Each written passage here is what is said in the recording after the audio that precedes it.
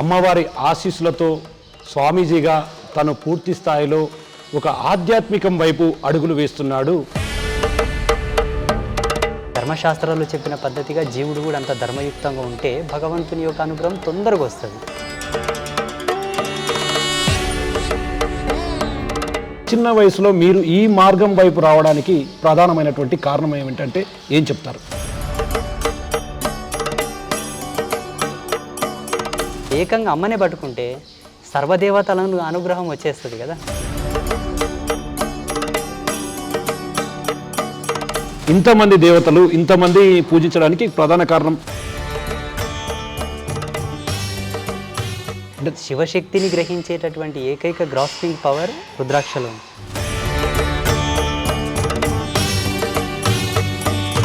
అర్ధనారీశ్వరి అంశతో పుట్టిన వాళ్ళు ఎవరైతే ఉంటారో వాళ్ళు దీవిస్తే మంచి జరుగుతుంది, శాపం పెడితే తగులుతుంది అని.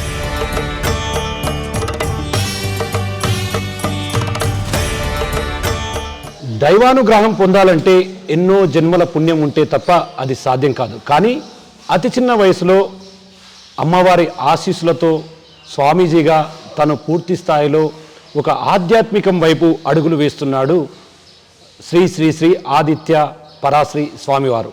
ప్రజెంట్ మనం స్వామివారి దగ్గర ఉన్నాము. స్వామివారి దగ్గర అసలు ఆధ్యాత్మికానికి సంబంధించి భక్తి మార్గంలో నడిస్తే ఎట్లాంటి మంచి జరుగుతుందనే కోణంలో కూడా ఆయనతో మనం మాట్లాడదాం. ప్రజెంట్ మన దగ్గర స్వామి గారు ఉన్నారు, వాళ్ళతో మాట్లాడదాం. నమస్కారం స్వామి గారు. స్వామి చెప్పండి, చాలా మటుకు ఇప్పుడున్న ఉరుకుల పరుగుల జీవితంలో భక్తి అనేది ఎంతో ముఖ్యమైనది, ముక్తికి మార్గం కూడా అంటారు. అట్లాంటిది మీరు ఇంత చిన్న వయసులో భక్తి అనే ఒక మంచి మార్గంలో అనుసరిస్తూ ముందుకు వెళ్తున్నారు. యాక్చువల్గా ఇంత చిన్న వయసులో మీరు ఈ మార్గం వైపు రావడానికి ప్రధానమైనటువంటి కారణం ఏమిటంటే ఏం చెప్తారు? భగవంతుని కృప ఫస్ట్, మా పెద్దలు చేసిన పుణ్యం, పూర్వజన్మ సంస్కారం, అమ్మ యొక్క ఆశీర్వాదం, కొంత అనుభవం కూడా కలిగింది ఆధ్యాత్మికంగా. అనుభవం ప్రకారంగా ప్రేరణ కలగడం, కొంతమంది మహాత్ముల యొక్క సందేశాలు వినడం, దాని తర్వాత ఆధ్యాత్మికతనే జీవితానికి ఎంతో సత్యమని గ్రహించి ఇంకా కంప్లీట్గా ఇందులోకి రావడం జరిగింది. అంటే చూస్తున్నాం స్వామి, చాలామంది గుడులు గోపురాలకు వెళ్తూ ఉంటారు. మొత్తంగా తనకు ఇది కావాలి అది కావాలి అని కోరుకుంటూ ఉంటారు. వాస్తవంగా గుడులకు వెళ్ళడం వల్ల భక్తులకు వారి కోరిన కోరికలు తీర్చమని దేవులను అడుగుతుంటారు. నిజంగా ఆ దేవతల అనుగ్రహం వారు ఇచ్చిన కోరికలు నెరవేర్చే విధంగా ఉంటాయంటే ఏం చెప్తారు? ఉంటాయి అనుకోవచ్చా? అంటే చాలా ఉన్నాయి. అట్లా ఎంతోమంది భక్తుల యొక్క భావాలను భగవంతుడు స్వీకరించి అనుగ్రహించిన ఘట్టాలు ఎన్నో ఉన్నాయి. ఇప్పటికి కూడా ప్రతి ఒక్కరి కోరికలు నెరవేరుతాయి. కాకపోతే ఏంటంటే మనకు ధర్మం ప్రధానం. ఒక కంపెనీకి ఉద్యోగం పోయినప్పుడు మన అర్హతను ఎలా చూస్తారో ధర్మశాస్త్రాలు చెప్పిన పద్ధతిగా జీవుడు కూడా అంత ధర్మయుక్తంగా ఉంటే భగవంతుని యొక్క అనుగ్రహం తొందరగా వస్తుంది. ఆ మాత్రం ధర్మంలో జీవుడు లేకపోతే కొంత నిదానం అవుతుంది. పుణ్యం వస్తుంది, అనుగ్రహం వస్తుంది. ఈయన కర్మఫలం ఎక్కువ ఉంటే కొంత నిదానం వస్తుంది. అంటే చాలామంది మనం సాధువులను చూస్తుంటాము. చాలామంది శివుడు, పరమేశ్వరుడు, విష్ణుమూర్తి ఇట్లా అంటే రకరకాలుగా సాధువులు మేజర్గా ఒకవైపు పురుషులకు సంబంధించినటువంటి దైవాల అనుగ్రహాలు మాత్రమే పొందుతూ ఉంటారు. కానీ మీరు పరాశ్రీ ఆదిశక్తి మాత అనుగ్రహం పొందారు. మీకు అనుగ్రహం ఎట్లా లభించింది? ఫస్ట్ ఆ మాత మీకు ఎప్పుడు మిమ్మల్ని అనుగ్రహించింది? నాకు పుట్టుకతోనే అమ్మవారు అంటే చాలా ఇష్టం. అమ్మవారి యొక్క లీలలు గాథలు బాగా వింటుంటే మా నాన్నమ్మ మా తాతోళ్ళు అందరూ చెప్తుండ్రి అమ్మవారి గురించి. మా పారంపరంగా కూడా నా అమ్మవారి యొక్క పూజారులే. ఇంకా అమ్మవారు అంటే బాగా అమితమైనటువంటి భక్తి ప్రేరణ ఉండడం వల్ల మా గురువుతోటి కూడా అమ్మవారికి సంబంధించిన విషయాలు తెలుసుకోవడం జరిగింది. ఇప్పుడు విష్ణుమూర్తి శివుడు వేరే దేవుళ్ళని కాదు, కానీ జగతికి మూలం అమ్మవారే. మనము ఈ దేవుళ్ళను కొలుస్తాం. మానవ సమాజం అంతా ఈ దేవుళ్ళను కొలుస్తుంది. ఈ దేవుళ్ళంతా అమ్మను కొలుస్తారు. మనమంతా నదుల్లో స్నానం చేస్తున్నాం, కానీ నదులన్నీ పోయి మళ్ళీ సముద్రంలోనే కలవాలి కదా. ఆ సముద్రం నేను తెలుసుకున్నా. ఆ సముద్రం కూడా అమృత సముద్రం, నీళ్ళ సముద్రం కాదు, అమృత సముద్రం. అంటే ఈ జగత్కున్నకే మూలమైనటువంటి తల్లి అమ్మ పరాభట్టారిక, పరాత్పరమైన శక్తి. కాబట్టి అమ్మనే ఉపాసిస్తూ అమ్మ లోపల ఉండిపోయాయి. అంటే చాలా ఇప్పుడు అంటే దసరా వచ్చిన, నవరాత్రి ఉత్సవాలు వచ్చిన అమ్మవారిని ప్రతిష్ఠిస్తారు. అమ్మవారికి ఎంతో నియమ నిబంధనలతో కూడినటువంటి పూజలు చేస్తారు. నిజానికి అమ్మవారు నిజంగా తమకు ప్రసన్నం కావాలంటే ఎట్లాంటి దీక్షల ద్వారా ఆమె అనుగ్రహం పొందొచ్చు అంటే ఏం చెప్తారు? మనకు శాస్త్రంలో అమ్మవారిని వశం చేసుకోవడానికి, అమ్మవారిని ప్రసన్నం చేసుకోవడానికి చాలా రిఫరెన్సెస్ ఉన్నాయి. దేవి ఉపాసకులను సంప్రదిస్తే వాటి మూలాలు చెప్తారు. శ్రీ విద్య పరంపరలో ఉన్నవాళ్ళు, శక్తి ఉపాసకులను ఎవరైతే ఉంటారో వాళ్ళని సంప్రదిస్తే అమ్మవారి ఎలా వశమవుతుంది, ఎలా అనుగ్రహిస్తుందని చెప్తారు. ఆ పద్ధతిని అనుసరించి కొలిస్తే అమ్మ తొందరగా ప్రసన్నమవుతుంది. ఇంకా ఈ పురుష దేవతల కన్నా అమ్మవారు తొందరగా ప్రసన్నమవుతుంది. చాలామందికి తెలియదు. ఎందుకంటే అమ్మనే కదా, అమ్మ కారుణ్యవల్లి, అమ్మవారు తొందరగా అనుగ్రహిస్తుంది, కరుణామూర్తి. కాబట్టి చాలామంది బయట సమాజంలో స్వామీజీలు కానీ పండితులు కానీ లేనిపోని అపోహాలు పెట్టి లేనిపోని భయాలు నెలకొల్పి ఈ శక్తి సాంప్రదాయానికి చాలామందిని దూరం చేశారు. కానీ ఇప్పుడున్న మానవులకు తెలియదు. మీరు ఎంతమంది దేవుళ్ళను కొలిచినా వీళ్ళందరూ పోయి మళ్ళీ అమ్మతోనే ఆగుతారు. అవును, సృష్టికి మూలం. మీరు వీళ్ళని పట్టుకున్నా వీళ్ళందరూ పోయి మళ్ళీ ఆనే ఆగాల, తప్పదు. అందుకే ఏకంగా అమ్మనే పట్టుకుంటే సర్వదేవతలను అనుగ్రహం వచ్చేస్తుంది కదా. ఎస్ స్వామి, మీరు అన్నట్టుగా నేను కూడా విన్నాను మీ గురించి. వాస్తవంగా మీరు ఇటువైపు ఆధ్యాత్మికం వైపు అడుగులేసినప్పుడు కావచ్చు, అప్పుడు క్షేత్రస్థాయిలో చాలా రకాలైనటువంటి సమస్యలు కూడా మీకు ఎదురై ఉంటాయి. ఎందుకంటే మొట్టమొదటగా మనని ఎవరు కూడా యాక్సెప్ట్ చేయరు. అంటే మీకు అప్పట్లో ఊరు నుంచి కావచ్చు, బయటి ప్రపంచం నుంచి కావచ్చు, ఎట్లాంటి ఒడిదుడుకులు వచ్చాయి, ఎట్లాంటి ఇబ్బందులు తలెత్తాయి? సర్వసామాన్యమేనండి. ఇప్పుడు ప్రపంచంలో ఉండే మహాత్ములందరూ కూడా సేమ్ నాలాంటి బయోడేటానే. గొప్ప వాళ్ళ జీవితాల్లో సర్వసామాన్యం అయిపోయింది ఇది. అంటే నేను గొప్పవాడిని అని చెప్పట్లేదు. కాకపోతే ఏంటంటే సమాజంలో ఒక విధమైనటువంటి చూపు ఉంది. ఏమని, ఎవరన్నా కొంచెం ఆధ్యాత్మికంగా ఎదుగుతున్నారంటే అవతలలోకి ఏం అనుమానం వస్తుంది, ఈ అబ్బాయి ఏంటి చిన్నగా ఉన్నాడు, సరే చిన్నగా ఉన్నాడు పర్వాలేదు, చాలామంది బాలయోగులు ఉద్భవించారు, ఓకే అనుకుందాం. పరంపరానుగతంగా ఈయన వేషధారణ కొంచెం డిఫరెంట్ ఉంది, చీరలాగా కట్టుకున్నాడు, ఏంది ఇలా ఉన్నాడు అని పలు రకాల విమర్శలు చాలా వచ్చాయి. భగవతి కృపతో ఇప్పుడు కొంత అర్థం చేసుకుంటున్నారు అందరూ. మీలాంటి ఇప్పుడు సోషల్ మీడియా మాధ్యమంగా ఎన్నో విషయాలు తెలియపరచడం వలన చాలామంది అవగాహనకు వచ్చారు, ఇప్పుడు తెలుసుకుంటున్నారు. అది వరకు తెలియదు. ఇప్పుడు చూడగానే నన్ను చూస్తే ఏమనుకుంటారంటే ఈయన చీర కట్టుకున్నాడు అనుకుంటారు. ఇది ఏకవస్త్రం అని నేను ధరించిన ప్రతిదానికి ఒక అర్థం చెప్పడం వల్ల గ్రహించగలుగుతున్నారు ఇప్పుడు సమాజం అంతా కూడా.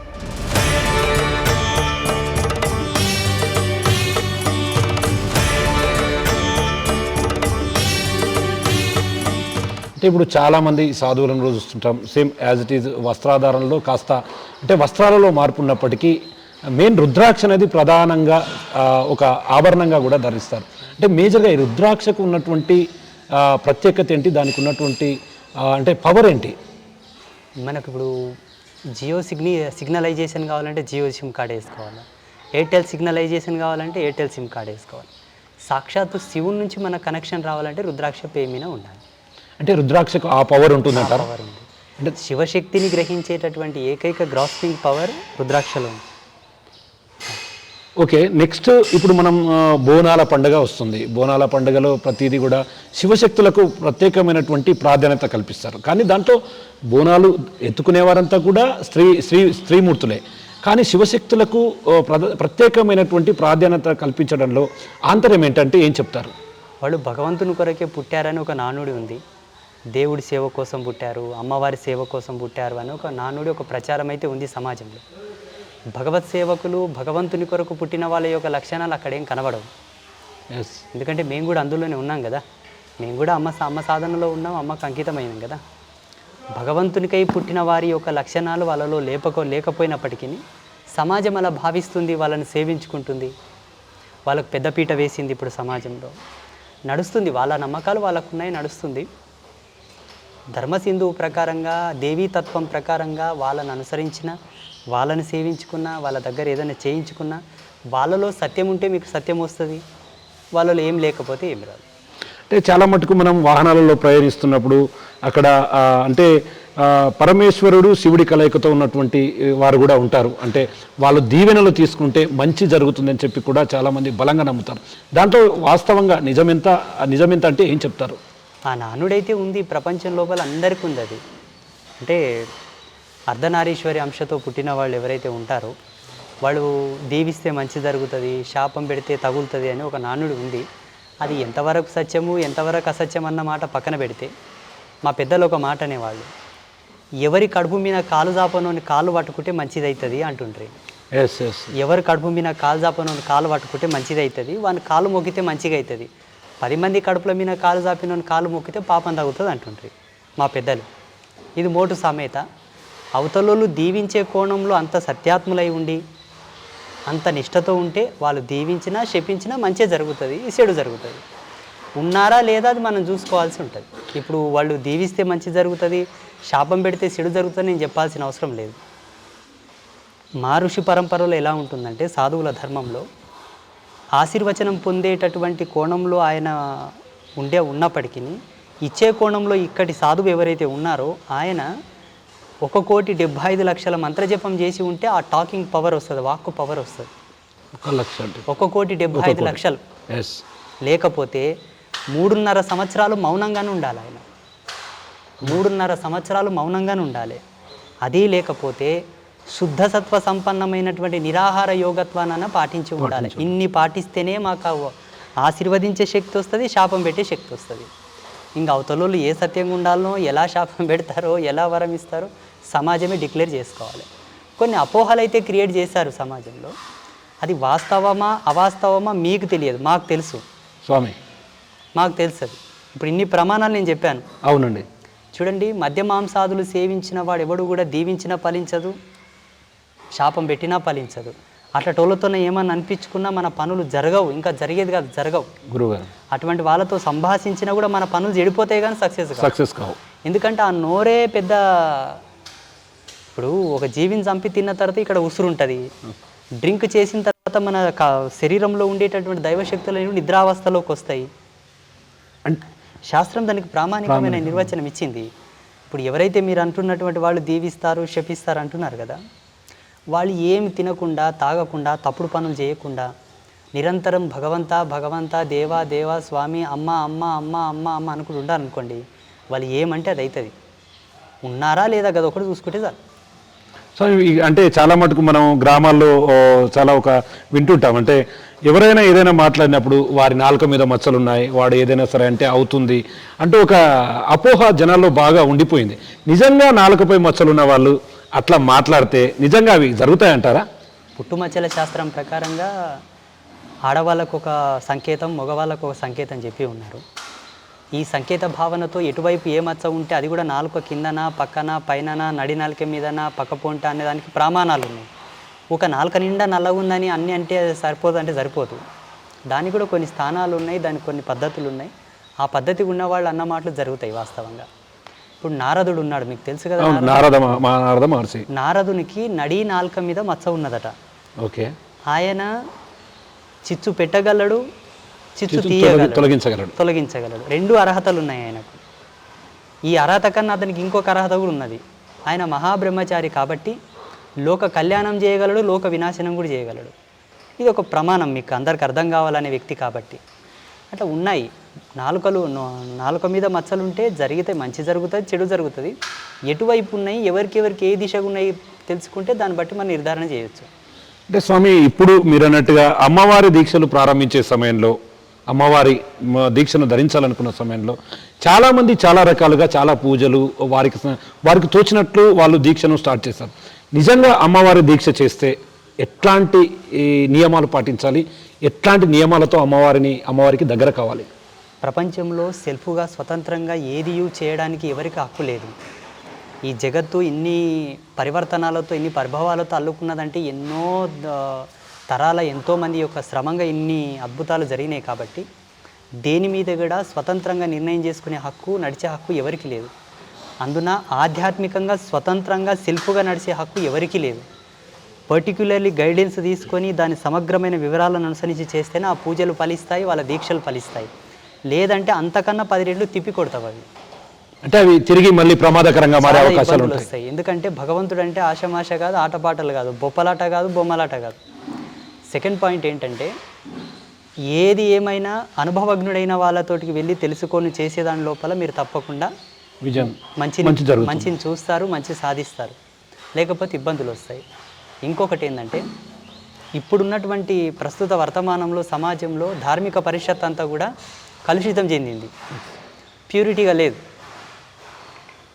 నేను డిక్లేర్ చేసి చెప్తాను మీకు, అంత కలుషితమే వాస్తవంగా. మనం చూస్తుంటాం వినాయక చవితికి నిమజ్జనాలు కానీ ఇంకోటి కానీ అంటే వాస్తవికతను పక్కదారి పట్టించి దాన్ని దీక్షను అనేది వేరే రూట్లో తీసుకుపోతుంటారు. అటువంటి వాళ్ళకి మాత్రం ప్రమాదాలు తప్పవంటారు. ఇది శాస్త్రం చెప్పింది కదా, సిద్ధాంతంలో వ్యక్తిగత నిర్ణయాలు పనికిరావు. సిద్ధాంత ప్రమాణం ఏంటంటే సామూహికమైనటువంటి నిర్ణయమే సిద్ధాంత సత్యం. ఒక సిద్ధాంతాన్ని ప్రతిపాదించిన వ్యక్తి ఎన్నో కోణాలను అనుసరించి ప్రతిపాదించినాడు కాబట్టి వ్యక్తిగతమైన అభిరుచిని వ్యక్తిగతమైన జ్ఞానాన్ని అక్కడ ప్రమోట్ చేయకూడదు అని. వీళ్ళు ఏం చేస్తారంటే దీక్షలు ఇస్తారు, వాళ్ళ అభిరుచిని అడ్డం పెట్టుకొని కొన్ని స్వతమైనటువంటి సేవలు చేయించుకుంటారు. శాస్త్రం ఒకలాగుంటుంది, వాళ్ళ సేవలు ఒకలాగుంటాయి. ఇక్కడ పక్కదారి పట్టి ఇప్పుడు దీక్షలు అంటే విలువలు లేకుండా అయిపోయినాయి, మంత్ర సాధనలు అంటే వాల్యూ లేకుండా అయిపోయినాయి, పరంపరలు అంటే చీప్ అయిపోయినాయి, స్వామీజీలు అంటే హేయమైన వాళ్ళు, వాళ్ళదేం పని ఈ సమాజానికి? ఏ స్వామి, మీరు అన్నట్లే స్వామీజీల గురించి అంటే కొంతమంది ఒక 100 మంది స్వామీజీలు ఉన్నారు అనుకున్నాం, దాంట్లో 90 మంది నిష్ఠతో ఉండి 10 మంది తప్పుడు దారి పట్టించే ప్రయత్నం చేసినప్పటికీ మిగతా వారికి అందరు కూడా వస్తుంది కదా. దీని మీద ప్రభుత్వం ఒక చట్టం తీసుకురావాలి. ప్రభుత్వానికి ఇది బాధ్యత. ఎండోన్మెంట్ వ్యవస్థను పెట్టి దేవాలయాల దగ్గర ఉండే డబ్బును తీసుకుపోయే ప్రభుత్వం ఇటువంటి స్వామీజీలను ఇటువంటి సిద్ధాంతంలో అవగాహన లేనటువంటి వాళ్ళని పట్టుకొని సమాజం నుంచి బహిష్కరణ చేసి ప్యాంటైన్ చేసి ఊరంతా తిప్పించాలి వాళ్ళని. ప్రభుత్వం నియంత్రించట్లేదు కాబట్టి వీళ్ళందరూ పెరిగిపోతున్నారు. ఇప్పుడు ఏమంటారు, ఏం పని ఈ స్వాములతోటి ఈ లోకంకి ఏం లాభం, ఈ స్వాములతో ఈ సమాజానికి ఒడిగేదేంది, ఏం లాభం మీ కొడుకులతో అంటారు ఎక్కతాక. అవును సార్, మీ మానానికి బట్ట దాపు కట్టుకున్నామని చెప్పింది మేమే. ఈరోజు ప్రతి ఒక్కరూ మానంకి దాపుగా బట్ట కట్టుకొని తిరుగుతున్నారంటే కారణం స్వామీజీలే. మిమ్మల్ని చూసి నేర్చుకున్నది. ఈ ప్రపంచానికి ఆయుర్వేదం పరిచయం చేసింది ఎవరు? ఇన్ని ధర్మశాస్త్రాలను ఇచ్చింది ఎవరు? ఈ గుళ్ళల్లో గోపురాల్లో ఈ పూజలు అర్చకత్వం ఆ తంతు భేదం ఆ వివరణ ఇచ్చింది ఎవరు? ఋషులు ఇచ్చిండ్రు. నీవు తెచ్చుకున్నావా? ఈ నినమొన పుట్టినవి వారసత్వ పరంపరంగా పీఠ పరంపరంగా వస్తున్నటువంటి జ్ఞానమే ఈరోజు తిరుమల తిరుపతి దేవస్థానంలో శ్రీశైలంలో జరిగే పూజలు. మా నుంచి ఏం పని అని అడగకండి. మా నుంచి మీరు ఆశించవలసింది పొందవలసింది ప్రపంచంలో చాలా ఉంది స్వామి. అందరిని ఒకటే తాటి మీద తీసుకొచ్చి నిందించడం కూడా మంచిది కాదు. స్వామి, అంటే ఒకటి మనం వాస్తవంగా మీరన్నట్టుగానే ఒకవైపు క్రిస్టియన్ మతంలో చూసుకుంటే కనుక జీసస్ అంటారు, అల్లా, ముస్లిం మతంలో చూసుకుంటే అల్లా అంటారు. కానీ హైందవ మతంలో అంటే ఈ మతంలో మాత్రం రకరకాల దేవుళ్ళు ఉంటారు, రకరకాల అంటే చాలామంది దేవుళ్ళు ఉంటారు, చాలామందిని మొక్కుతుంటారు.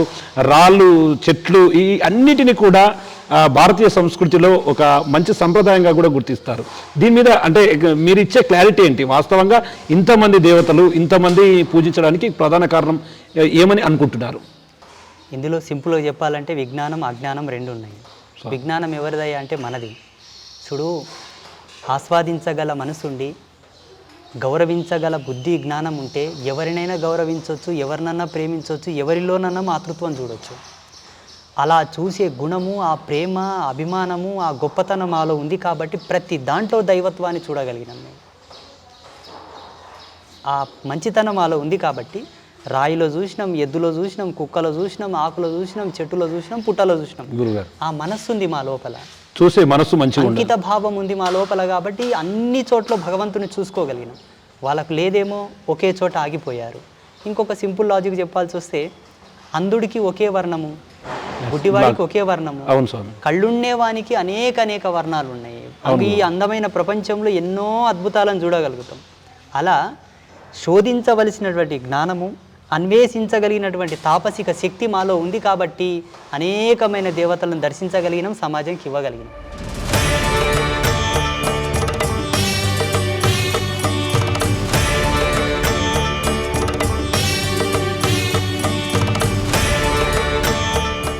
అసలు హైందవ ధర్మం అంటే ఏం చెప్తారు? అంటే దానికి సంక్లిష్టంగా అంటే క్లియర్గా ఇది హైందవ ధర్మం అంటే ఇది అని ఎలా చెప్తారు మీరు? ఈ ప్రపంచంలో భగవంతునికి సరిసమానమైనటువంటి స్థితి గతి శాస్త్ర ప్రమాణం ఏదైనా ఉన్నది అంటే అది హిందూ ధర్మమే. హిందూ ధర్మం కన్నా గొప్ప ధర్మం లేదు, రాదు, ఇక ముందు ఉంటలేదు.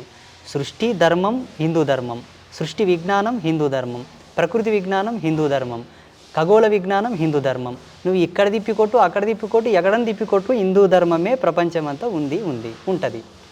అంటే చాలామంది సాధువులను చూస్తుంటాము, వాళ్ళు కొన్ని చోట్ల అంటే అందరినీ మనం నిందించాల్సిన అవసరం లేదు. కొన్ని చోట్ల దేవుళ్ళను అడ్డం పెట్టుకొని భక్తిని ఒక వ్యాపారంగా మారుస్తున్నటువంటి పరిస్థితి కనిపిస్తుంది. వారికి మీరు ఏం చెప్తారు? అంటే అది పూర్తి స్థాయిలో అది తప్ప, రైటా? అంటే మీరు చెప్పే అంశం ఏంటి మీ మీడియా వాళ్ళు పుణ్యం కట్టుకుంటే అందరు బయటకు వస్తారు. స్వామి? ఇది 2 కోణాల మీద ఆధారపడి ఉంది. ఒకటి రాజ్యాంగబద్ధమైన కొన్ని చట్టాలు తీసుకురావాలి స్వామీజీల మీద కూడా తప్పదు స్వామి. అండ్ సెకండ్ పాయింట్ గవర్నమెంట్ దీన్ని దృష్టిలో తీసుకోవాలి.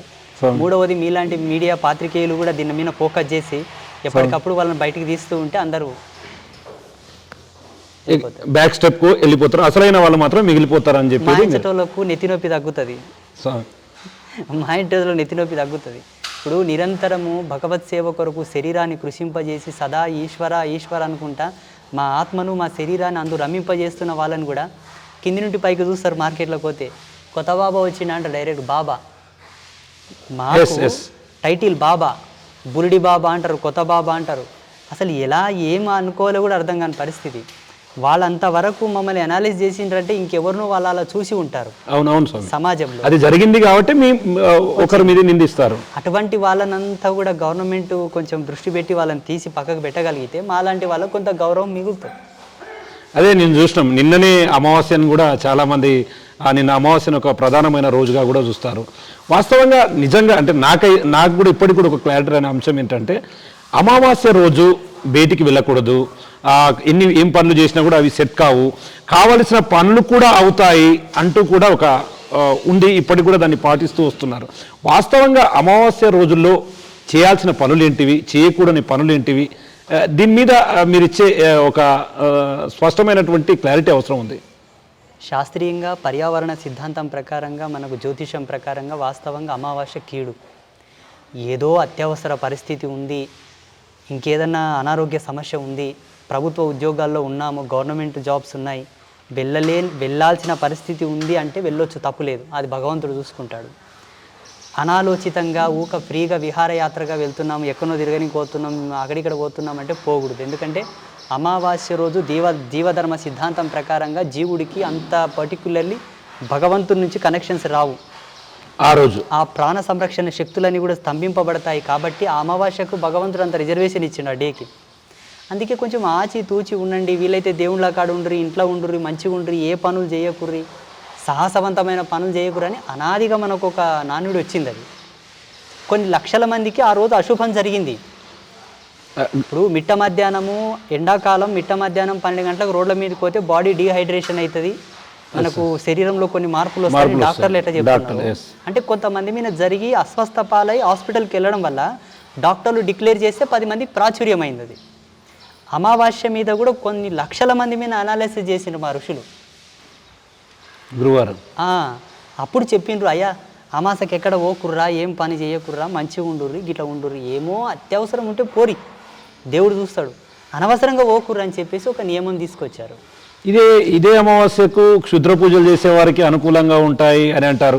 నిజంగా క్షుద్ర పూజలు చేసేవారు అమాయకుల పైన అవి సాధ్యమవుతుంది అంటే ఏ తప్పు చేయని వారిపైన కూడా వారికి సంబంధించినటువంటి శత్రువులు కూడా కొంతమందిని ఆశ్రయిస్తూ వాళ్ళ మీద క్షుద్ర పూజలు చేయాలి, వారికి చేతబడులు చేయించాలంటూ కూడా చాలా సందర్భాల్లో మనం విన్నాం. నిజంగా అది వర్కౌట్ అవుతుందా? ఖచ్చితంగా అట్లాంటివి ఫలిస్తాయంటారా? ఆ కాలంలో పాతకాలంలో ఎలా ఉండే అంటే ఆకలి దప్పికల రుచి తెలిసినవాడు, కాలంలో వచ్చేటటువంటి ఎన్నో ప్రకృతి విపరీతమైన విపత్తులను ఎదుర్కొన్న వాళ్ళకు గట్టితనం ఉండే, గుండె ధైర్యం ఎక్కుంటుండే. అవును గురుగారు, అది మాత్రం శ్మశానంలో కూర్చొని జపం చేసినా జడిసేవాళ్ళు కాదు, బెదురుకునేవాళ్ళు కాదు, భయపడేవాళ్ళు కాదు. శారీరక దృఢత్వం అంటే ఆ కాలం అట్లా మలుస్తుండే అప్పటి మానవులని. ఇప్పటి అంత గట్టిగా లేరు.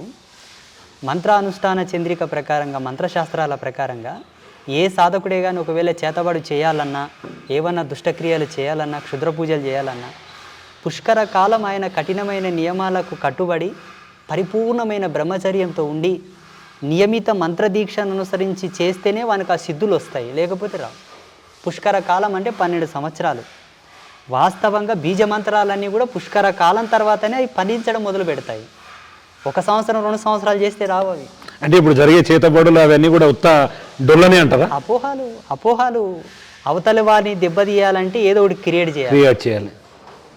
అంటే ఈ చేతబడులను ఒకవేళ సైన్స్కు అనుసంధానిస్తే అంటే దీంతో కంపేర్ చేస్తే ఎట్లా చెప్తారు మీరు? Genetic theory, DNA farming, DNA reforming ఉంటుంది దాంట్లో. ఇప్పుడు మనకు సిగ్నలైజేషన్ ఎలా ఉంటుందో శాటిలైట్ సిస్టమ్ ద్వారా ఈ జీవధర్మ సిద్ధాంతాన్ని అనుసరించి ప్రకృతికి వీళ్ళకు కనెక్షన్ ఉంటుంది. ప్రకృతి యొక్క స్తంభన క్రియనే చేతబడులు. అవి స్తంభిస్తే మనం ఏం పని చేస్తాం? ఇప్పుడు మన కరోనా వచ్చింది, అవును గురుగారు. ఆక్సిజనైజేషన్ మైనస్ అయిపోయింది, శ్వాస తీసుకోవడం ఇబ్బంది అయిందనే కదా చాలా మంది చనిపోయారు. అవును, అంటే వాస్తవం. గాలికి మన శరీరానికి ఏదో కనెక్షన్ ఉంది. ఉన్నట్టే కదా. పాంచభౌతికమైన స్థితి మీద వాళ్ళు పట్టు సాధిస్తారు. అప్పుడు మనుషులతో కానీ జీవులతో కానీ వాళ్ళు ఆటలాడతారు. ఆ స్థితికి రావడానికి కూడా ఈ సాధకుడు ఎన్నో కఠినమైన నియమాలకు ఓర్చుకోవాల్సి ఉంటుంది. వీళ్ళకి ఏది రాదు, అంత డాష్ చేసి. ఇప్పుడు మేము అభ్యాసన యోగంలో ఉన్నాం కదా, ఇప్పుడు మేము చేసినాం. అంటే నిజంగా అభ్యాసన యోగం చేసి పూర్తిస్థాయిలో దాని మీద పట్టు సాధిస్తే ప్రకృతి మీకు సహకరిస్తుందని అనుకుంటారా? ఎందుకు సహకరించదండి? ఇప్పుడు నేను ఒక మాట చెప్తాను, మీకు ఒక ఎగ్జాంపుల్ చెప్తాను. మొన్న ఒక అతను వచ్చాడు మన ఆశ్రమానికి. గురుగారు, ఆయనకు ఇంట్లో రోజు పాములు వస్తున్నాయట. గురుగారు, పోనీ ఇంటి చుట్టూ ఏదన్నా కంప చెట్లు ఏమైనా అడవి లాంటిది ఉన్నా అన్నా లేదు. ఊరు మధ్యలో ఇల్లు ఉంది, మొత్తం ఇంటి చుట్టూ రోడ్లు, సిసి రోడ్లు, అవకాశమే లేదు రావడానికి. కానీ పాములు వస్తున్నాయి. మళ్ళీ కొత్తగా ఇల్లు కట్టుకున్నాడు, సంవత్సరంన్నర అయ్యింది. ఇంటి నిండా టైల్స్ పెట్టాడు, మంచిగా గ్రానైట్ వేసాడు. గురుగారు, పాములు రావడానికి వెంట్రుక అంత అవకాశం లేదు, కానీ పాములు వస్తున్నాయి. ఎట్లా? అదే విచిత్రం, ఇక్కడే మీకు తిరకాస్తున్నది. నేను వచ్చాడు ఆయన, గురూజీ ఇట్లా వస్తుందని ఇంత అమ్మవారు కుంకుమ ఇచ్చాను, నీళ్ళలో కలిపి సంప్రోక్షణ చేయి, ఏమైనా దుష్టశక్తుల ప్రభావం ఉంటే పోతుందన్న. చల్లిండు, పోలా. ఒక పచ్చి టెంకాయను అభిమంత్రించి ఇచ్చాను, వెళ్ళి కట్టునాయనన్న గరుడ మంత్రాలతో, పోలా. అలాగే వస్తున్నాయి. ఏంటయ్యా అని కొంచెం డెప్త్గా సెర్చ్ చేశాను నేను, మాకున్న యోగ బలంతో. ఒక పెద్ద రీజన్ కనిపించింది గురుగారు. ఆ రీజన్కి నేను చేయవలసింది ఏమొచ్చింది తెలుసా? అబ్బా, ఇప్పుడు ఆయనను మంచి చేయలే కదా నేను. ఖచ్చితంగా మిమ్మల్ని నమ్ముకొని వచ్చాడు కాబట్టి. అది ఏం చేయాల్సి వచ్చింది అప్పుడు నాకంటే? భూత ప్రాయోపవేశం చేయాలా. భూత భూత ప్రాయోపవేశం అంటే పంచభూతాలలో జనించినటువంటి 84 లక్షల జీవరాశుల యొక్క నాడి మీద మంత్ర ప్రయోగం చేస్తే వెనక్కి అయిపోతాయి. అదొక పెద్ద విద్య. దాని మీద సంవత్సరంన్నర మనం రీసెర్చ్ చేస్తే తప్ప అది వశం కాదు, తపస్సు చేస్తే. మరేమంటావు? ఇప్పుడు ఆ సమస్య క్లియర్ అయిందా? అయ్యింది. నంబర్ కూడా ఇస్తా, మాట్లాడతావా? ఓకే ఓకే ఓకే గురుగారు, వెళ్ళేటప్పుడు ఖచ్చితంగా నెంబర్ తీసుకుంటా, తీసుకో. ఆయనతో కూడా నేను మాట్లాడిస్తా. అంటే గురువు గారి కెమెరా తీసుకొని రికార్డ్ చేయి మొత్తం ఇల్లంతా. ఓకే, ఇప్పుడు ఆ సమస్య క్లియర్ అయింది. అయిపోయింది, మంచిగా. అంటే చాలా మంది అంటే మన దాంట్లోనే దేవతామూర్తులను ప్రతిష్ఠిస్తూ ఇటువంటివి కొన్ని లీలలు, కొన్ని అద్భుతాలు కెమెరాల ముందు చెప్పనీకే మనసు ఒప్పదు. మనిషి ఆశావాది. ఇప్పుడు ఈ వీడియో చూసే వాళ్ళు అంత ఏం చేస్తారు, ఇంకా ఎంతమంది చూస్తే అంతమందికి ఏదో సమస్య ఉంటుంది. అబ్బా, స్వామీజీ పని చేశాడా, అయితే మాకుంది, పోదాం పదా అంటారు. నా బుర్ర తింటారు వచ్చి, నా బుర్ర తింటారు. నన్ను పండుకొని ఇస్తలేరు, నన్ను ఏం పని చేసుకుని ఇస్తలేరు, పూజలు చేసుకుని ఇస్తలేరు. మాణికేశ్వర్ మాతో ఒక మాట అంటుండే ఇక్కడ, అమ్మవారు మహాయోగిని. మనసుల నమ్మక కొడుక, మనసుల మాయల వడకు, నిన్ను భగవంతునికి దూరం చేస్తారు చూడ అంటుండే. ఇప్పుడు అదే అయింది నా పరిస్థితి. ఎప్పుడైతే మీరు బాహ్య ప్రపంచంలోకి, జన ప్రపంచంలోకి వస్తారో మీరు దేవునికి దూరం అవుతారా అంట? కాకపోతే ఇంకా ఈ సమయపాలన తెలియకుండా అయిపోతుంది. ఇప్పుడు చూడండి, నిన్న ఆదివారం అమావాస్య కదా, పొద్దున్న 6 గంటలకు కూర్చుంటే రాత్రి 8:30 అయింది, ఇంకా తగ్గట్లా. నాకేమో సంధ్యా సమయ అనుష్ఠానం మాకు ఉంటుంది. స్నానం చేసుకొని అన్ని అంగన్యాస కరన్యాసాలు చేసుకొని జపం తపం చేసుకునేది ఉంటుంది. ఎక్కడ జపము ఎక్కడ తపము, అదేమో బిజినెస్ కాదు, వ్యాపారం కాదు. వాళ్ళతోనే కుసినింక్ అయింది.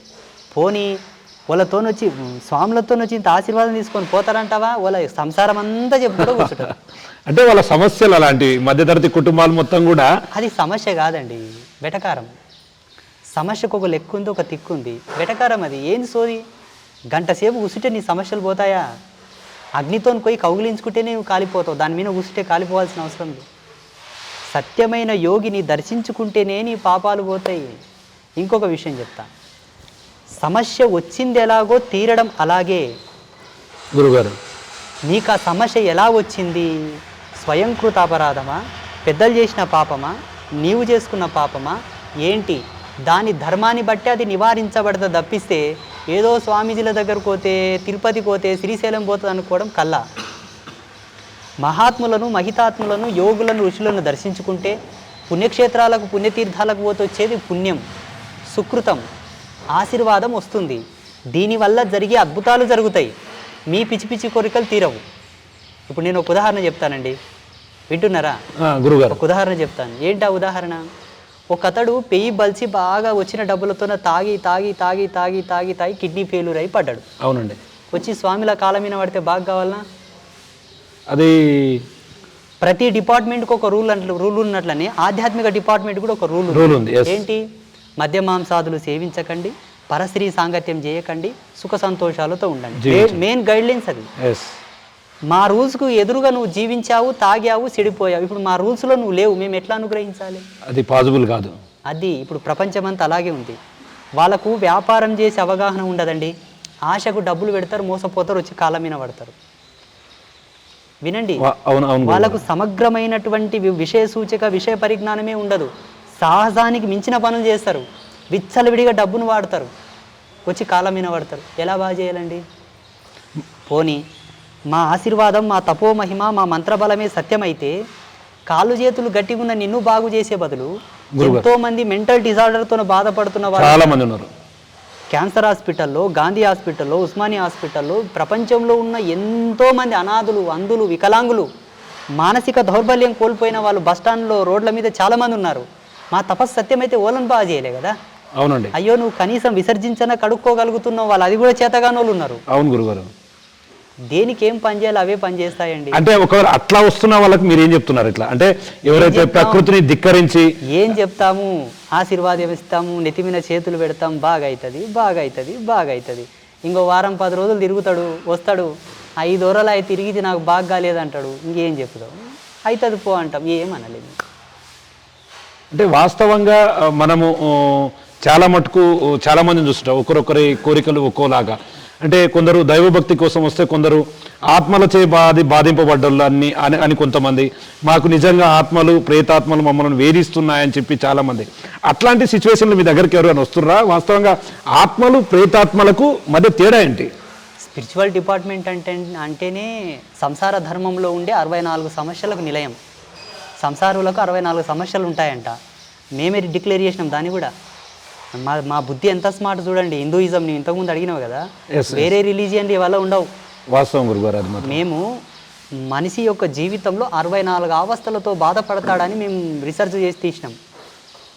64 సమస్యలకు పరిష్కారం చేసి పరిష్కృతం చేసే పరిష్కారకర్త అయితేనే హీఈస్ ద పర్ఫెక్ట్ స్వామీజీ అని డిక్లేర్ చేయాలి. 100%. వాస్తవం. అలాగే సమాజంలో మనిషి ధర్మంలో లేడు కాబట్టే మా శక్తులు కూడా పనిచేయకొచ్చినాయి. ఏం చేస్తావు? వాళ్ళు చాలా తప్పుల్లో జీవిస్తారండి గురుగారు. మనిషి కరెక్ట్ జీవించడు, జీవితంని వాళ్ళే శూన్యం చేసుకుంటారు.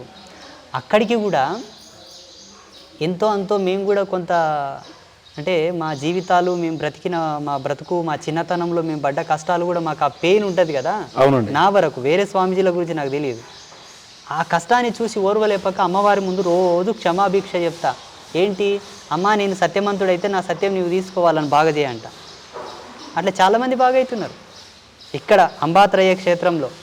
అంటే మీరు అన్నట్లు వాస్తవిక ప్రపంచంలో నడుస్తున్నదే అట్లా. ఎందుకంటే చాలా మటుకు ఎంతో కొంత దైవభక్తి వైపు ఉండి ఏదో చేద్దామనుకున్న స్వాములకు కావచ్చు, మిగతా వారికి ఏమైదురుతుంది అంటే అప్పుడప్పుడే పుట్టుకొచ్చి దాని మీద అవగాహన లేని వారు ఏదో చేస్తామని చెప్పి ప్రజలను వాళ్ళతో డబ్బులు లాక్కోవడం ఇట్లాంటివి చేస్తున్నారు కాబట్టి జనాలు నమ్మడం లేదు. ప్రజలు కూడా ఏం చేయాలంటే, ఒక అతను స్వామీజీగా మార్కెట్లోకి వచ్చాడంటే విశ్లేషణ చేయాలా, ఆయన గురించి పూర్తి ఆయన జీవితం ఎలా గడిచింది, ఆయన బ్రతికిన బ్రతుకేంటి, సునాయాసంగా ఏ విధమైన ఫ్యామిలీ బ్యాక్గ్రౌండ్ కానీ ఏ విధమైన గురు పరంపర లేకుండా స్వామీజీ అయ్యిండా, పోని అయ్యిండే అనుకుందాం.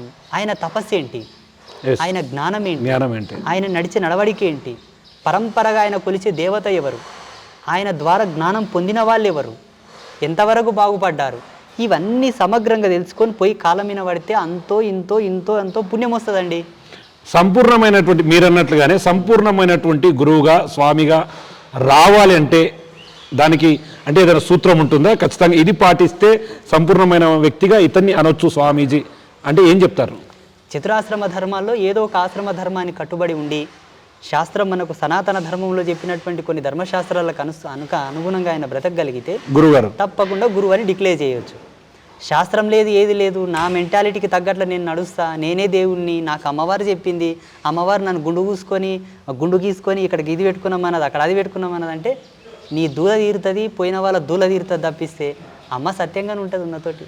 అంటే మీరు అన్నట్లుగా ఎగ్జాక్ట్ మీరు ఇంకొంతమంది చాలామంది గురువుగారు రెగ్యులర్గా అమ్మవారిని పూజిస్తూ వస్తున్నారు, అమ్మవారికి సేవలు చేస్తూ వస్తున్నారు. నన్ను అనకండి. మీకు తోచినంత వారికి ఒక భక్తి మీద ఒక రకమైనటువంటి మార్గాన్ని ఉపదేశిస్తున్నారు. మరి ఇట్లా ఉన్న స్వాములు ఎక్కడన్నా అంటే వేరే అప్పుడప్పుడే పుట్టుకొచ్చినటువంటి స్వాముల మీద అట్లాంటి వాళ్ళ మీద ఎందుకు మీరు చర్యలు తీసుకోలేకపోతున్నారు? మీరు నన్ను అనకండి ఇందులో.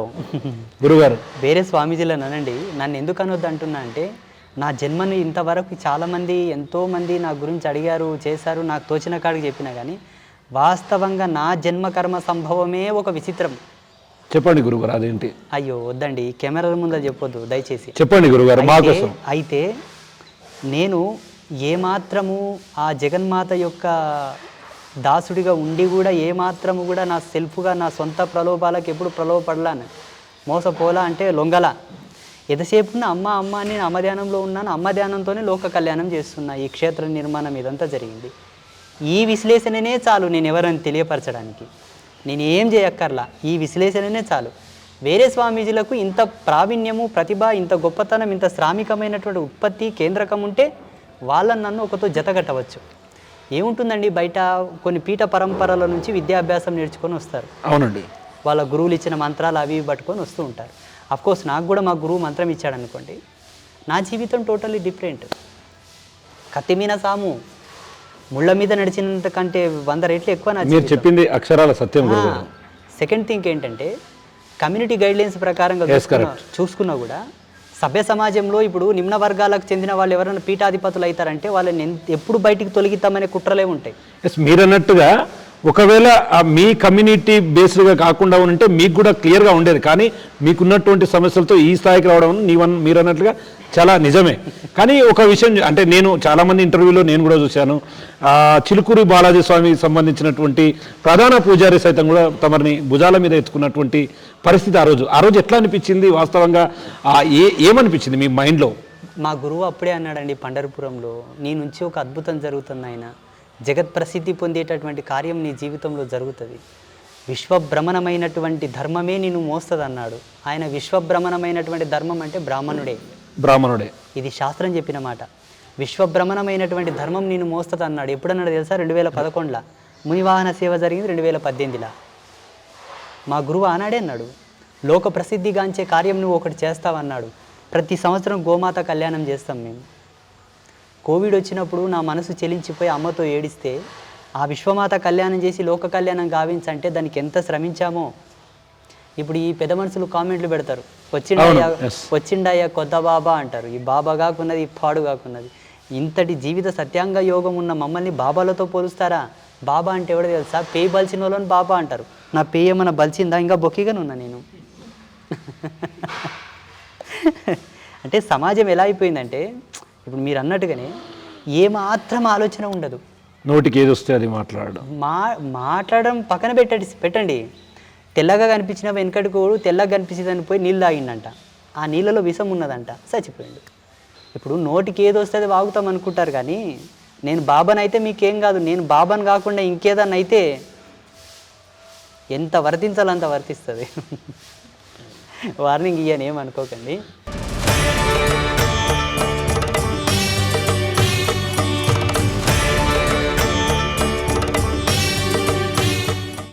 లేదండి, వాస్తవంగా ఈ ప్రపంచంలో దేవుడు ఉన్నాడు అన్నట్లు ఆత్మలు కూడా ఉన్నాయంటూ అంటారు. నిజంగా దేవుడున్నాడు, ఆత్మలు ఉన్నారు అంటే మీ ఓటు ఎటువైపు ఉంటుంది? దేవుడు ఉన్నాడన్నది ఎంత సత్యమో అంతకు సమానమైన సత్యం ఆత్మలు కూడా ఉన్నాయండి. ఇప్పుడు పరమాత్మ నుంచి వచ్చినాయే ఆత్మలు. ఈ ఆత్మ ధర్మంగా బ్రతికితే ప్రేతాత్మగా మారదు.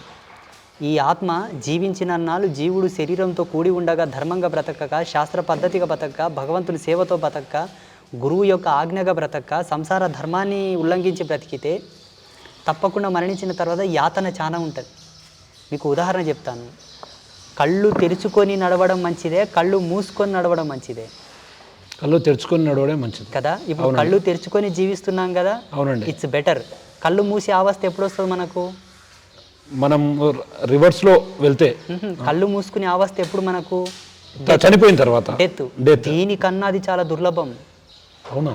చాలా భయానకం. అప్పుడుండే ఆత్మ వర్ణనాతీతం.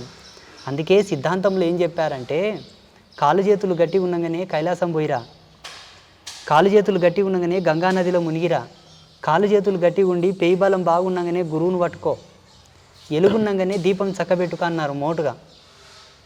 ఇవన్నీ ధర్మాన్ని ఎక్కడ గుచ్చి చెప్పాలో అక్కడ గుచ్చి చెప్పారు కానీ అర్థం కావట్లా జనాలకు. నిజం, అసలు మనిషి బ్రతికున్నంగా మంచిగా ఇప్పుడు వీళ్ళకి అందరికి మంచి అవకాశాలు ఉన్నాయి. అంటే మీరనేది గురుగారు ఏంటంటే ఇప్పుడున్న ఈ మానవ బాధల కంటే చనిపోయిన తర్వాత వచ్చే బాధలు ఎక్కువ అంటారా? ఎక్కువ. ఎందుకు ఎందుకు ఎందుకు ఎందుకంటారా, మీకు ఈ ఆత్మను ఈ ఊపిరిని ఊదిన వాళ్ళు ఒకరు ఉంటారు.